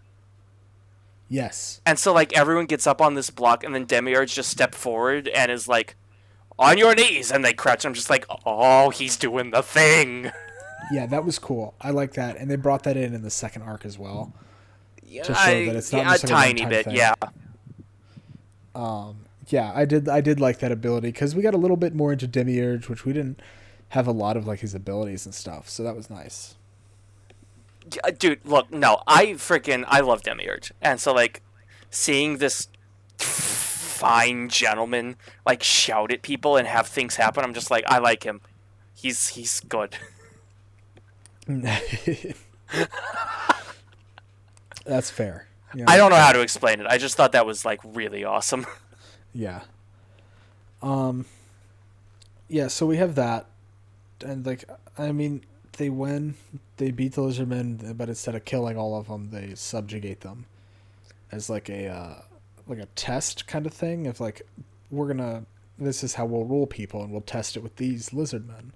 Because Cocytus loses the initial battle, and so his like punishment is to lead the Lizardmen. And then we see absolutely none of them. We see none of that. They just forget it exists. We don't address the Lizardmen after episode 5. Yeah, it might come back later in the show in season 3, but we didn't watch season 3, and I don't know if I will. I glanced over the arcs. I don't think it does. Yeah, I'll probably end up watching season 3. I'll watch it to finish off the show and hope it gets back to what I liked about it. I'm tipping my hand way too much about my final thoughts right now. That's all right. Yeah. So I mean, I guess is that all we had to say about that arc?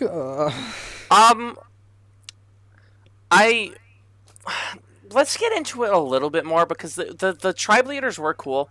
We meet like 3 of the tribe leaders because there's 5 tribes left over, and 2 of them are just kind of put to the wayside.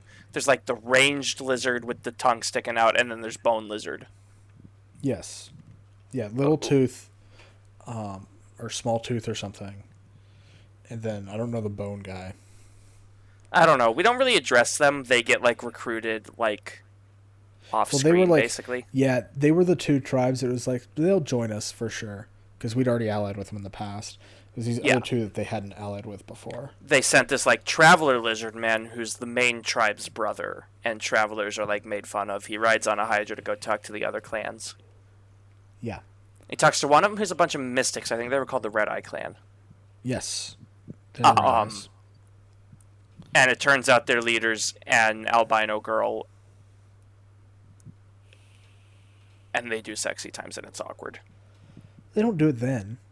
No, but, like, he's like, I have urgent business to attest to, marry me. And it's like, I don't want to watch this. He's courting her. At exactly the wrong instance, and it's so cringy, because, like, you just met her. Do the important stuff. Stop being a 12-year-old. That's part of it, though. I hated it. It's not that bad. You're overplaying that for sure. It was funny. It was a good gag. I didn't like it. Which is exactly what it was. I didn't like it at all. It's not meant to be taken seriously. Though it does develop into something, which is nice. So they recruit the albino lizard, and then they walk off to go recruit Punchy Lizard, and he's like, fight me, and he does. And he's like, okay, I'll punch for you now. Let's get drunk. Basically. Yeah. And so then they're all joined forces together to fight the big evil clouds. Yeah, which at this point we don't even know it's Ainz. I just want to say. Yeah, they kept that from us until he shows up like at the United Clan's doorstep. Yeah. And it seems like Ainz is doing something completely different, which is what threw me off of it initially. I was like, this is so weird. It doesn't seem like it has anything to do with each other, but then you find out it does, so that was nice. Yeah, because we get like cutaways with Ainz, and Demiurge is like making a paper mill in the forest. Yeah, and Kakutus is like having a meeting with a bunch of the maids. Yeah, and that's just like interspersed with a bunch of lizard stuff. Yeah, and they go to do weird then. And like the lizard dating sim gets even weirder because Ainz is like, let's see what the lizards are doing before they die, and he like opens a mirror and they're banging. Yeah, it's a funny gag. It was bad. It's a funny gag, dude. Oh man, you just don't get comedy, bro. I didn't like this. Oh. But yeah, they do that, and then there's the whole like, oh no, Mare and Ara were too young to see that. Who can I have explained to them if they ever ask? Not Albedo. Definitely not Albedo. And he's like, Demiurge can do it scientifically and clinically, so that's an option. Shaltir, not as bad as I was initially thinking. So I wonder how Shaltir would describe that. Like, I'm legitimately curious. Can I get the birds and bees talk from each of the main Nazarick cast? I want to see how it works, how they each handle it. Yeah, I want to hear Kakutas. What would Kakutas have to say? Oh man, it's a great battle. Yeah, the female lays eggs. Oh man, yeah. But I don't know if we established Kakutas as a bug man. Does he like think bug things? Because there's also a bug girl who shows up later, and she's cool. She's cool. Okay, at least we both think bug girl's cool. Yeah, she was cool. I don't know what he thinks, but yeah. Does Kakutas think? I don't think so. Actually, no, he does a little bit. It's shown at the end of this arc when he says, "Don't make," because his initial punishment was to kill all of them. And he's like, "Hey, can we not? Because they're cool. Yeah, let's not do that." He was like, "They can bring us a benefit," and then that's the extent of his thinking. Demiurge has to come in and. Well, I mean, he also does that at the end of season 1. Kakutas kind of narrates like the Shaltir Ainz fight. Yeah. Because he, Demiurge, and Albedo are watching through a viewing spell. Yeah. And this is the one time that Kakutas has won over Demiurge, because Demiurge was like, or Kakutas is like, well, Ainz has won, and Demiurge is like, how? What? It doesn't look like he's won at all. Shaltir still has all this HP, which is how she gets all of her powers, and he has nothing. And then, immediately, of course, he wins. Yeah, and Kakutas is like, it's because knowledge is half the battle. Yeah, and like it makes sense because he's like the warrior guy, so he would know warrior stuff. He understands the flow of battle. Yeah, he understands all that, so he's good at that stuff. But Demiurge is not as good as that. What does Demiurge actually do? Like, I love Demiurge, but I don't know what his like actual role is. He's a guardian of one of the floors, but I think all of them are guardians of floors. I know, but that's like his role in Nazarick. But I think he's also like a planner, like he's a strategist, I believe. I suppose so, because like he's not like lead advisor. That's Albedo. Yeah, because he creates the whole plan for the last arc of season 2. Yeah, and Shaltir is just, I don't know, resident emo. She's the vampire. That's just it. The vampire. Yeah. Oh, but, yeah, and she has like vampire girls that can suck people into their chest, because that happened. Yeah. Yep. Because they like corner a carriage and they're like, this man's scummy, go deal with him. And she's like, yo, you want to grab it? And he does, and then just yoink, sucks him into her. Yeah. That's the way to go. Let's see. I'm kind of lost right now. I'm going to be completely honest. I'm trying to remember if there's anything else in that lizard arc that's worth talking about. I don't think there is. I mean, so like the Traveler Lizard has a frost sword that comes back later. Oh yeah, that's true. Yeah, and he can use the ability Icy Burster. Yeah, something like that, and it does creates cold. ice. Oh, so the reason Cocytus is getting punished is because he loses the initial battle, but then Ainz is like, it cost me literally nothing. It was all summoned undead except for one Lich, which, who cares about him? Yeah, he was weak anyways. And So they then, nearly eliminated the Lizardmen with realistically only one unit. yes, with just Cocytus or the Lich, and then Yeah, just the Lich. And they're then like, no, Cocytus you've lost comes in. Cocytus, you must fight them yourself. Yeah, and he's like, okay, that's fine. Okay. And he handles that really easily. Yeah, it's not even a fight. He's just like, hey, y'all are cool. Sorry, I gotta kill you. Yeah. Cocytus is such a gentleman. Um. Because, no, all of his dialogue was him just, apologizing for, I'm sorry I gotta do this, or, sorry I can't go full force, but, what are your names? I want to remember them as true warriors. That's true. That's true. He does do that. Cocytus is a good egg. Kills all of them. Ainz comes in, revives the adventurer wanderer guy. Yeah, to get the loyalty of the albino. Yeah. Girl. And then he's kind of like, well, I'll think about reviving everybody else. Just keep their bodies in a safe place. Yeah, and then we don't come back to that at all. Yeah. And then we go to the next arc. Yeah, now we go to the next arc. arc. There's just a hard transition, and we have no reference whatsoever to the first half of the season. Yeah, and this is my least favorite arc of the entire show.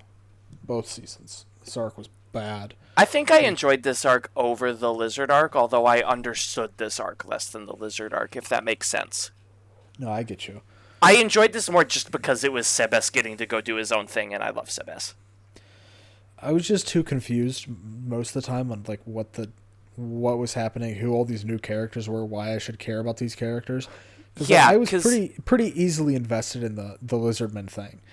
They got me pretty quickly on that, but these other characters, they play it pretty straightforward in the Lizard arc. Yeah, I didn't care. There was all these there's politics kind of things going on. I was like, I don't care. The second arc has Momon and Nabe, as Momon and Nabe, but it's super Game of Thronesy. It's all politics and battles. Yeah, which is not my cup of tea. I can get into that on occasion, but if the show's dedicated to that and if you're good at setting it up and making sense. But here it's just have 15,000 nobles plus Brain. You remember him from last season. Yeah, I was glad they brought Brain back because it gave me a little comfort blanket, you know. Yeah, this is something I know. They brought Brain and Stroganoff back. What was his name? It's not Stroganoff. No, Stronov. Stroganoff. I'm going to call him Stroganoff. I'm sorry. Well, that's fine. I forgot about him. I forgot he was in a previous arc, so... Was Climb in the early arc, too? I don't remember if Climb appeared before. I feel like he did. No. He might have, appeared briefly, but, he was not. We didn't get his name or anything. Yeah, and, but, Climb Gazef was in the first arc, wasn't he? Yeah, Stroganoff and Brain both appeared in the first season. Stroganoff fought alongside Ainz in the village. The first arc. Yeah, in the first arc. Yeah. And Brain was in the third arc. Brain fought Shaltir and went nuts. Yeah. Yes. Okay. So this arc, how do you even explain it? Because, I don't... This arc is, divvied into two parts. There's, the politics half, and then there's the crime world half. The crime world half is the only half I care about. Yeah, no, me too. Because it kind of gave Sebas this, Batman vibe. Yeah, we get to see Sebas beat Batman, and I love Sebas because he's great, and we get to see him actually do things. One of my biggest complaints on Season 1 was that Sebas and Cocytus barely did anything. Season 2 remedied that to a degree with Cocytus, but especially with Sebas. He got an 8-episode arc to himself. Yeah. This was his arc, his time to shine. And it was great because I love Sebas so much. Yeah, it was... Man, I just wish it was more coherent. Yeah, because I feel like there was too much being done. Yeah, because there's trying to be done. The main character of this arc, I think, is supposed to be Climb, because even Sebas takes a backseat to Climb often. Yeah. and I don't care about climb. Like, his gig is that he's a warrior, but he sucks at it. Or Yeah, and rather, he doesn't suck at it, but he's, like, level capped. he's already capped at his level, He's but freaking stuck at Elo but Hell. there's no cap on experience. Yeah. Oh, God. And he's, like, serving under this princess that I don't care about. Yeah. And the princess has a brother that I don't care about, and there's some nobles that I don't care about. Yeah. That All sums stuff up I don't most care of this arc, is it's a bunch of characters I don't care about. That was the same way it was for me. Like, I mean, I did like was it Blue To a Roses? degree, I feel like it was the same with the Lizardmen arc, personally. But not as bad. Okay, that's fair. That's fair. I could see, especially because the hard shift that season 2 is from. The hard shift. Especially Yeah. given how much I liked the first season. Oh yeah. But it's. Oh God, I did like the Blue Roses. I think that was their name. Everyone in the Blue Roses were at least some degree interesting or had good designs. Like I mentioned, the Ninja Twins were cute and I loved them. And like I mentioned, Evil Eye's best girl. Yeah. And there's also Big Woman. I don't she remember was her funny. name. She was She cool. was funny. She was just trying to bang everything that had legs. And everyone's like, no thank you, I don't want to be crushed. Yeah, they're 'Cause like, she's I don't think I would survive that encounter. She's like 6'7" or something. She's 6'7", buff, like JoJo's Part 3 buff. She could Like- bench press Jotaro. Honestly, though, she probably could. But that was cool. They didn't also like this is one thing I did like about the designs of the show. I know we talked about this at the beginning, but like the designs are all really varied, and like even though she's like a really buff girl, a lot of times I feel like that's used as like a gag, where like her buffness This was played not completely the straight. gag. It was played completely straight. The only thing that was used as a gag was when she was going after these guys, but like she wasn't even going after them. She was just like, "Well, I guess I'll let you lose your virginity with me." Yeah, because she just like casually throw it in a line because she's like, climb, you freaking virgin nerd. You want to get with me? And he's like, no. She's like, oh, well. And then later they're like about to go into a fight and she's like, yo, Bright, you want some? He says, no. Yeah, she tries it with Stroganoff too. Oh, does she? I missed that. Yeah, it was great. But yeah, no, her character's played completely straight. She's actually really strong and she's capable, which is great. Yeah, That's no, one she thing holds her also, own. there's like most of the female characters are capable in this show. Keyword being most. Yeah, most, but like not all the guys are capable either. So like it's a nice balance, I think. Yeah. Not like, something you see, especially in anime, a lot. You know, a lot of these characters don't even have that much relation to like the main plot of the arc, the quote unquote main plot. I don't know what the main plot of the arc is. Actually, I don't know what I'm saying. But like Sebas's arc, which is what I'm gonna call main because Sebas is the best boy. Is like he finds a girl, get yeeted out of a building, and takes her in, and she was part of the slave and prostitution trade or whatever. yeah, she was in this like whorehouse, and which Yeah, had she had apparently been victimized. abolished under the law, or slave trade had, which meant that these places were abolished. And he takes her under his protection and like stops her from dying. And that causes, honestly, my least favorite part of this season is the whole, is Sebas a traitor? And we're all just sitting here like, no. Yeah. And it's like even when Solution, who is a maid underneath him, right? Like, but she calls into Ainz, and she's when he's like, "Hey, I think Sebas might be a traitor," and she's like, "I have proof," and I was sitting there like, "What proof do you?" Yeah, have? Ainz is like, do you have proof of this? And she says yes, and I'm like, literally what? Yeah, and then she shows it, and it's like that's not proof of anything. It's just Solution being pissy because she didn't want him to take in a girl. Yeah, that's literally it. I hated Solution. She's awful. Yeah, but she sticks to her character, so that's fine with me. I guess. As long as she's playing like her own character, I'm cool with it. And she's also strong, so. Yeah. But then because of Climb's orders from the princess and Sebas's desire to rescue Trish. It's not Trish. What's the girl's name? The girl he takes in? Sure? Was it? I don't remember. Whatever. I Blonde think girl. it's Sare, I think. Or Sude, or something like that. It's not Trish. I just finished Golden Wind like 3 days ago. I'm sorry. Yeah, we know, dude. We know you like JoJo's, dude. Yeah, shut up. Uh, they all end up going to take out like this criminal organization, which is like headed by 8 leader bosses, all in charge of a different like illegal aspect or whatever. Yeah, the 8 fingers. Yeah. 2 of them get quote unquote taken out really early on. The illusion master, who's in charge of something, I don't know what, mercenaries or something. Yeah, I have no idea. And then like a guy that's clearly supposed to be gay coded and felt kind of uncomfortable, who's in charge of the slave trade. Yeah, that was the only design I was like, oh, that's a little weird. But yeah, no, that wasn't cool, because that one, it felt like they were taking the gay and playing it off as a joke, and I'm like, that's kind of not cool, yo. Yeah, it's something that happens a lot, and it's not good, and I think I'm just a little numb to it at this point, you know what I mean? Yeah. It's not a good thing, but like, it was not good. But they get taken out. He also wasn't a character, really. None of his like attributes. He didn't act like quote-unquote gay character. He just had his design was like clearly supposed to be coded that way. Yeah, flamboyant and stuff. Mm-hmm.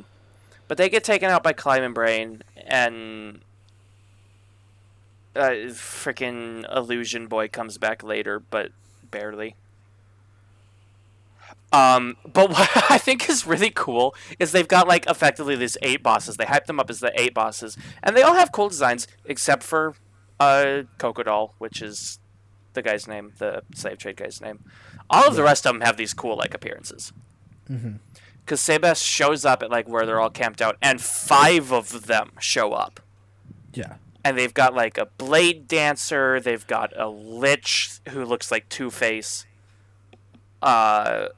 A freaking armor knight man, 2 others who I've forgotten off the top of my head, but they're all like very unique. There was Zero, the buff guy with all the tattoos, and then there was the guy the beautiful guy who had the rose sword, and he was just like super pretty. Zero wasn't one of the 5 that confronted him, though. That's there was the only monk 4 that they found so later. There was supposed to be 5 there, but there was only 4 there right then.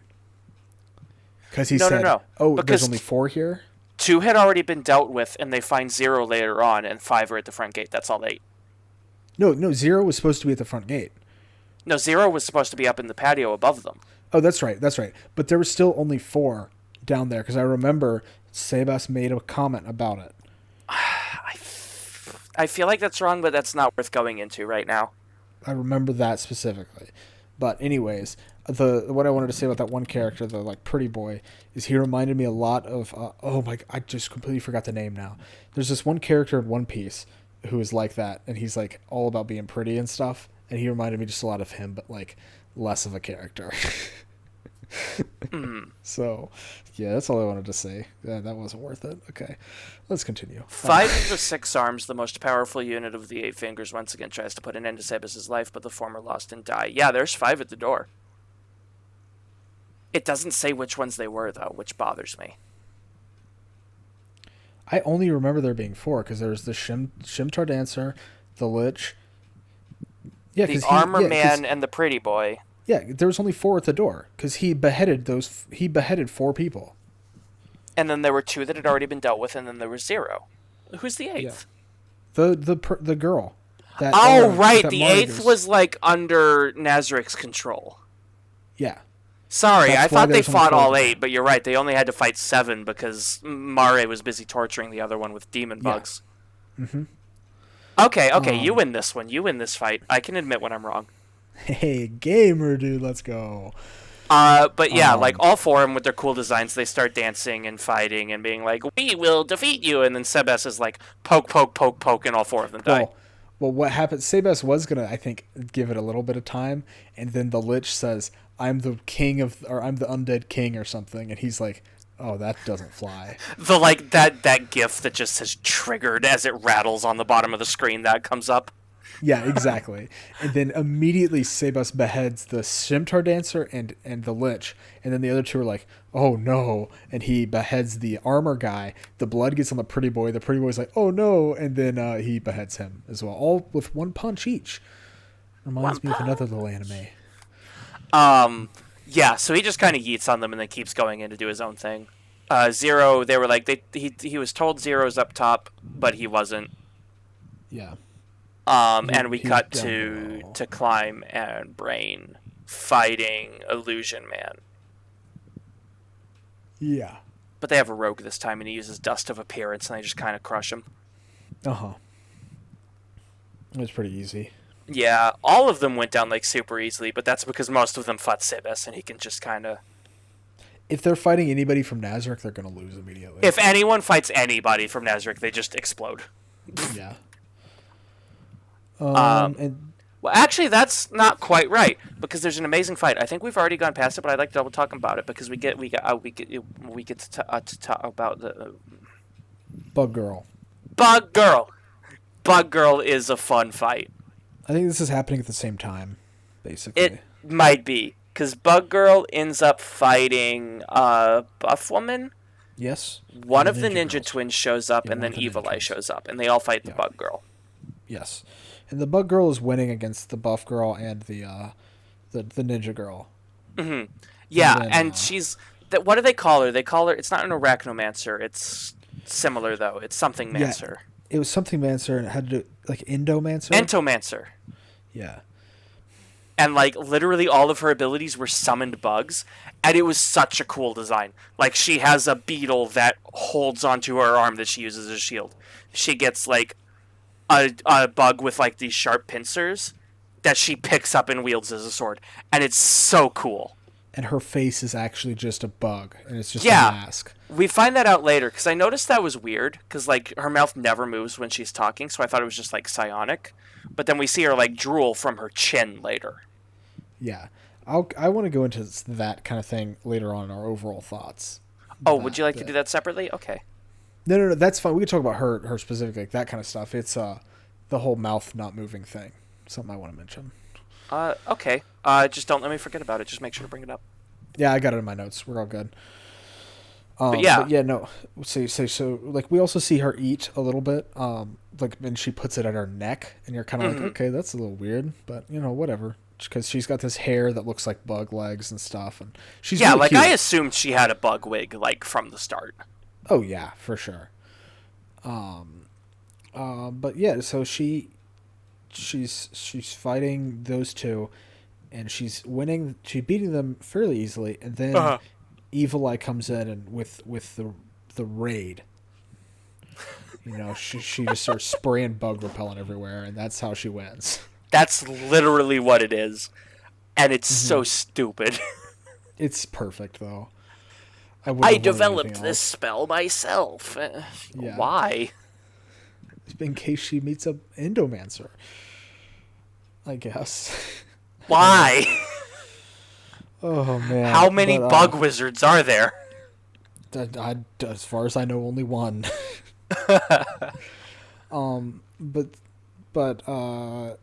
Yeah, Evil Eye. So Evil Eye's able to beat her, and then Demiurge comes in. Wearing a freaking Joker mask. Yeah, what does he call himself? Like, Yaldabaoth, which is like Yaldabaoth, an yeah. actual. I remember that name. I recognize that. I Yeah. think that's like an actual Bible name. it's an actual demon name. Yeah. Yeah. And then Be he's like, careful okay, you don't hey- actually summon one. Yeah. Then he's like, hey, you go home and rest, and I'll take care of this. And then he starts to fight Evil Eye and is winning pretty easily. He Well, yeah, kills because it's freaking Demiurge. He just kind of does.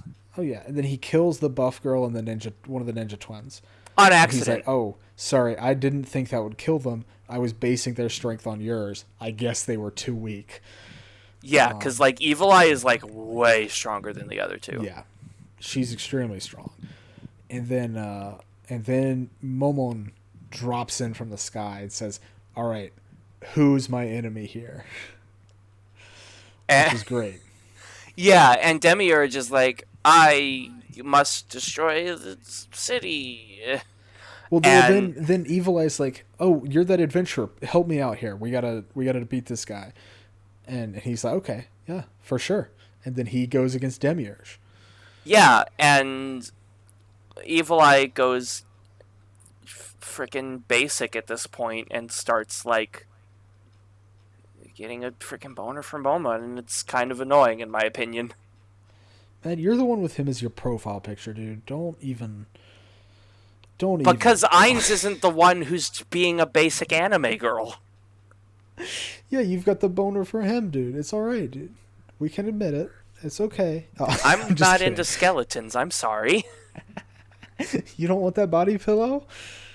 Honestly, that would be a good collector's item. Pretty sure they actually sell that. I would probably unsarcastically buy that to have it. So he comes in, starts to fight Demiurge. Demiurge goes away. Right, like Demiurge is like, all right, well, I'm gonna retreat for now. He's just like, peace. Yeah, and Momon doesn't chase him, of course. And then because he wants to stop and make sure Evil Eye and her friends are okay. Yeah, well, that's his it's excuse. Like the answer he gives. That's his excuse, yeah. Yeah. Because he knows Demiurge is up to something. So then they have a whole conversation kind of deal. They get he gets the wrong impression of what Evil Eye is thinking. She must not trust me. She's wary of me. And she's just horny. Yeah. There's so much horny in this show, in like both seasons. There's a lot, yeah. Welcome to anime. And so then, all of a sudden, this Hellfire ring, they can see it in like the city. Or whatever. And so then they head over there, I believe. Well, Evil Eye doesn't. I think Evil Eye's waiting for the other member. Yeah, to res the other two. Yeah. And so then he goes over there, and like the other people already over there, like have made it through, some of the stronger adventurers and stuff, and they're fighting some of the things in there. Then he shows up and he's like, oh, I'll take Demiurge, because there's Demiurge and the rest of the maids. The rest of the Pleiades are there. Five of the battle mates. Yeah. So he takes Demiurge, and they go off into this little room to have a chat. Yeah, they sit down to have a spot of tea. Yeah.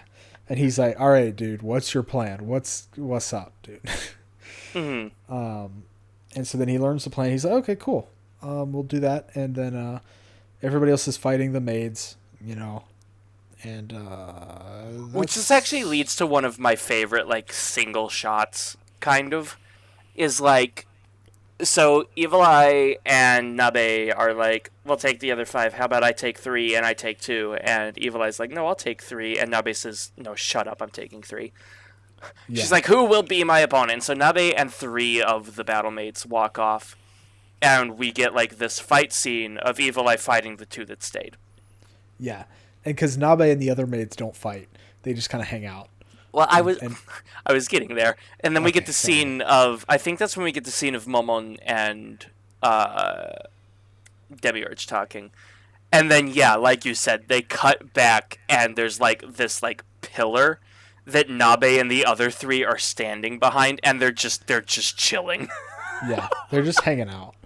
It's one of the best shots. Because, like, cool. Nabe's standing, the bug girl has her hands together, she's being awkward. This tall blonde one is just, like, leaning against the wall, and they're just so chill. Yeah, they were super chill. It was such a good shot, honestly. And then they had a whole conversation, because Nabe was like, you guys can't remember human names either, right? And then they're all like, no, I can remember them pretty well. It's just you. It's just you, because the one girl's like, I actually get along with humans pretty well. They're just like, yeah, no, Nabe, you're just a dick. She's like, oh no. And so then like Demiurge and Momon come back out, have a little fight, pretend fight. Mm-hmm. Well, I mean, only kind of pretend. They can both like really go at each other. Well, it's like a sparring match essentially. Yeah, like neither of them were gonna legitimately kill the other. Yeah. And I don't think either of them could kill the other, honestly. No, I think Momon would probably get the better of him. If he was Ainz, he could. But if he was Momon, maybe not. Maybe not if he was Momon. But then eventually Demiurge's like, all right, well, we're going to retreat. And Evil Eye's like, no, go after him. And Demiurge is like, are you dumb? Yeah. I have the whole castle under hostage. If you keep chasing me, I'll just kill all of them. And she's like, oh, no. Yeah, because Demiurge is just like, oh, we didn't get the statue. Oh, no. Teleports out. we didn't get that item we were coming after. Oh, gosh Drat. golly, you beat us. Yeah, and then leaves, and then everything's chill. And that's basically where the season ends. We get like a little aftermath thing. Oh, yeah, and But there's like a little side bit where the president, princess has like an evil side or whatever, but no one cares. yeah, it didn't affect anything, honestly. Oh, and her brother's a Um, fat kid who's annoying. yeah, he sucked. I don't know. But yeah, then we get some after credit stuff, and that's basically season 2. I don't know, it wasn't. It's fine. Yeah, thereabouts. Do we want to wrap up our thoughts? Do we want to give I think our... it's time to wrap up. So, who wants to start? And are we going to do like we each talk about season 1, or are Let's we going each to do each season give 1. both season thoughts? Let's each do season 1, and then we'll do season 2. So Okay. I'll go ahead and start. What's your thoughts on season 1 of Overlord? Season 1, it's pretty alright. It's a fun time. I don't think it's anything like groundbreaking or anything. There's a lot of things about it that I didn't like. There's a heavy reliance on CG that only gets worse. Spoilers. May I make one comment real fast? Yeah. I meant to bring this up like right at the very beginning. There was a lot of CG in the show, and I usually hate CG in anime. I ragged on it in Girls and Panzer hard. Uh-huh. I didn't mind the 3D in the show. I thought it meshed pretty well compared to most of the 3D I've seen in anime. When it God, yeah, see, it's weird because 3D very rarely fits as well as animation. I'm not going to pretend it did, but it definitely came across significantly better than most 3D I've seen. This is coming from 3D in Girls and Panzer. This is coming from 3D in Zombieland Saga. It just never works as well. I But think this one was one of the pretty things decent. that helped is that it was a very dark show. So it Yes. was able to hide that. But I think overall the battle CG is decent. The rest of the CG not so much. But like the voice actors did a great job. Ainz is like overpowered as all hell, but he's still like, because it doesn't follow him all like directly all the time, it's still like fine. It still has that like kind of like One Punch Man vibe where like, yeah, the main character's overpowered, but like you can still get these cool fights and interesting things that are happening even with that being the case, you know. Yeah. And I generally I had fun with season 1. The OP and the ED are good. ED is better. I like the art in ED a lot. Yeah, the OP and the ED were both really, really great on season 1, and I actually recognized... We mentioned this when we recorded this episode the first time we tried to record and had to bail, like 20 minutes in. Yeah. I mentioned that I recognized the season 1 ending's song artist from a different show. And I was very proud of myself for getting it right. That's pretty solid, because I didn't. And even though you watched that same show the next day. Yeah. And so yeah, I mean it's a good fun show, fun time. I wouldn't say expect anything really deep from it. It's a fun isekai. You know, I gave it a 7 out of 10. Oh boy. Let's hear your thoughts here. Yeah, you've already been spoiled to my answer because I can't shut up. Yeah. So when I got into this, I didn't entirely know what to expect. I mean, about the extent of it was that I knew it was an isekai, because it's an isekai quartet. Part of me wants to say I'm not big on isekai, but I've realized that all of the isekai I've seen, I really, really liked. Konosuba is one of my favorite shows. What was the one that was like last season? The mom anime. I really enjoyed watching that one. That was not last season, dog. That was like last year. Was it that long ago? I think so. Oh my. Either way, I really enjoyed that one. So, like, I want to say I'm not big on isekai, but no, I definitely am. I mean, I like isekai. I like it for just like a fun time. I don't ever go to it for like something super serious, though. Like, yeah, no, that's fair. It does that and it surprises me, hey, I'm all for it. But that's not what I go to it for, you know. That's completely fair. Either way, watching this show, I loved the character designs on like almost every level. And I really enjoyed seeing the main cast and how they like riffed off each other. I thought they were a very interesting group of characters to follow. And so going through season 1, watching Ainz sort of like adapt to this new like world that he's in that is like kind of what he's used to but also not what he's used to. I had an absolute blast watching this first season. It is the best experience I've had watching an anime in a while, I think. And I was able to just sit down and blast through it because I was that interested. And holding my attention and enjoyment that thoroughly, that quickly. I am, at least for now, putting season 1 at a 10. I had that much of a good time watching this. God, that's so insane. But, you know, good on you.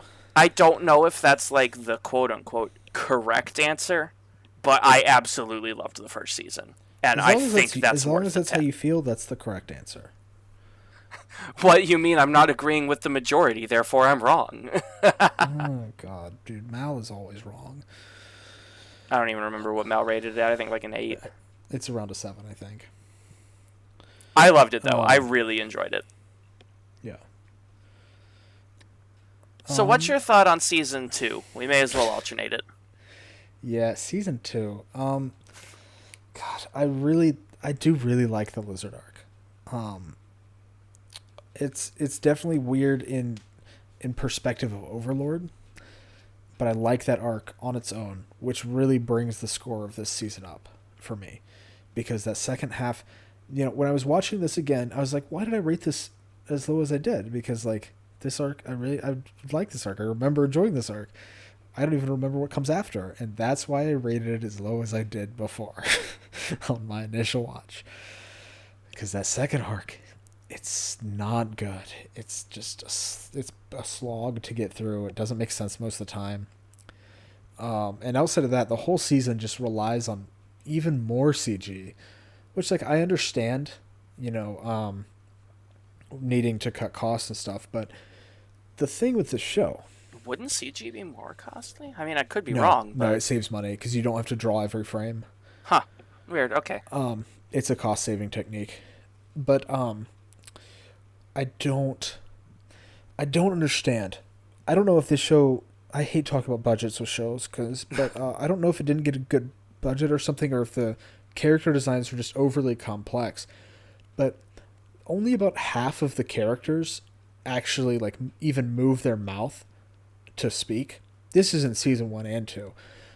And like a lot of times when they're speaking and it's those characters, it'll just be them on camera. Nothing else is moving. So there's no like animation going on here. And yeah, because I mean that's fair. Like a lot of the characters don't have like mouths that do things. Because Ainz speaks telepathically. Cocutus has a bug face. The bug girl has her neck mouth. Momon wears a helmet at all times. Yep. So like they're like half of the cast is not like talking, but like the animation is never like stellar. It never really looks like amazing in my opinion.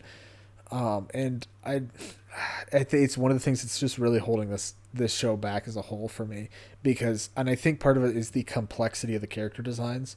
It's like they look nice standing still, but like moving those would be so much work. And I think that's one of the reasons they don't do it as much. So yeah, overall, I didn't notice that so much. The characters not moving while they talk. I didn't notice that so much because a lot of them it makes sense in character. Like you're not going to see Momon talking. Yeah, like it makes sense in character, which is fine. It's just so it didn't really bother me. There wasn't like any other attention paid to when they were moving and stuff. Yeah, I don't know. It felt that way to me, and so that's fair. That's why this season, because of that second arc and its over reliance on CG, in my opinion, it gets a 6 from me. It's not like that much of a step down, but because I like that Lizard arc, so it's still like decent, but it's not as good as season 1. Okay, so I thought our answers were going to be very different. They're only kind of different. Okay. So here's the thing. I have like my own scale, like I said, that I kind of sort of follow. That is like tangentially related to the Mal scale, since that's the website I use. And the problem is with Overlord Season 2 is I can't really rate it entirely on its own. I feel the need to rate it in context of the first season. And most of my favorite elements of the first season, like Ainz interacting with his guardians, seeing the chain of command, seeing Ainz try to still be a leader even if he's like not even that used to the role, and like trying to still hold his composure while also learning as much as he can from his guardians. My favorite part of the show was Ainz and the guardians interacting. There is so little of that in Season 2. In my opinion, the best element of Overlord was missing from most of the second season. The Lizardman arc, having just finished Season 1, the Lizardman arc came out of literally nowhere. It would have been interesting maybe if I'd like watched it separately as its own show. I think it wouldn't have been great, but I think it could have been alright. But then, like, being teased on all this cool Nazarick stuff that's just, like, not happening because we're busy following lizards frustrated me. And then we get to the Men of the Kingdom arc where there's all of this politics and intrigue that doesn't make sense, and the only thing I care about is Sebes doing things because the Nazarick characters are cool.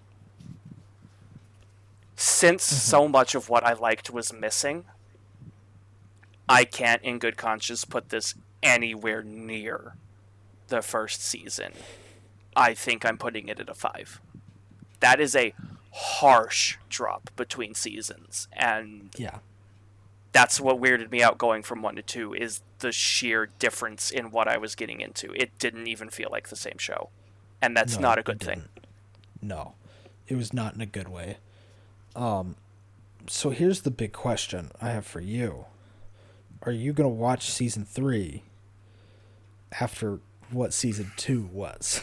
I will watch it for completion's sake in the hope it steps closer towards the heart of the show I enjoyed. But Okay. from what I've heard, it doesn't. Yeah. I'm scared to watch it for the CG. I will probably watch it soon. Since I just finished JoJo's, I kind of have like an empty slot in my currently watching. So I'll go ahead and get it out of the way. But I have a feeling it's not going to come close to what initially captured me on this series. Mm-hmm. Yeah. No, I highly agree. Season 1 is the best part of Overlord. Out of 1 and 2, I guess we can only say. Mm-hmm. But, you know, it feels a little wrong in my book to put a 5-point differential between seasons, but realistically, I think it was that harsh of a jump in my book. Yeah. Yeah, no, that's fair. That's totally fair. But, all right, well, I think we've covered both seasons now. I feel bad just like hating on a show like that. That's not me. Well, you know, we've done it before. I'm sure this won't be the last time. So, no. Wait until we talk about my 2 out of 10. Oh, boy. Hopefully that day never comes. Oh, God. Yeah, hopefully. Well, I guess, thank you for listening to another... Was this episode 9? This was episode 9. This was the 3rd of the My Choice episodes. All right, thank you for listening to episode 9 of A Shot of Weeb. Would you like to say what's for episode 10? Because I lost my notes that say what episodes we're doing. So next week is the group choice decision, whatever.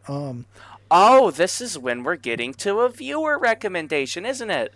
Yeah, we got this in a comment, and somebody else was like, yeah, well, you should definitely do this. And so we were like, yeah, well, let's do it. So we're going to be watching Assassin's Pride. I know next week. next to nothing about this show. I read like the basic description when it was suggested to us, and that's all I know. I haven't even read that much, so you know more than me about it. All I know is that it's not. It's apparently not very good. So we'll see. Wait, it's We'll not? see. That's what I've heard. Oh my. Yeah, I didn't even know that. I didn't look at the rating. I just read what the show was. I Yeah. don't know. It'll So be interesting. it will be. But I hope you guys enjoy that. I hope you guys enjoyed this episode also, where we took 2 seasons of a show, not the original intention, but hey, it Hopefully, happened. we can stop having our major tech issues. Because we had it again this episode. That's why there's no video on the YouTube upload, because everything is going wrong all of a sudden. Yeah, we don't know why. We'll figure it out though. Because I guess. reasons. Yeah, I guess. technology. All right. Well, we'll see you guys next week on episode 10, the first double-digit episode of A Shot of Weeb. Double digits. We'll catch y'all next week. Thank you for being here. Bye-bye.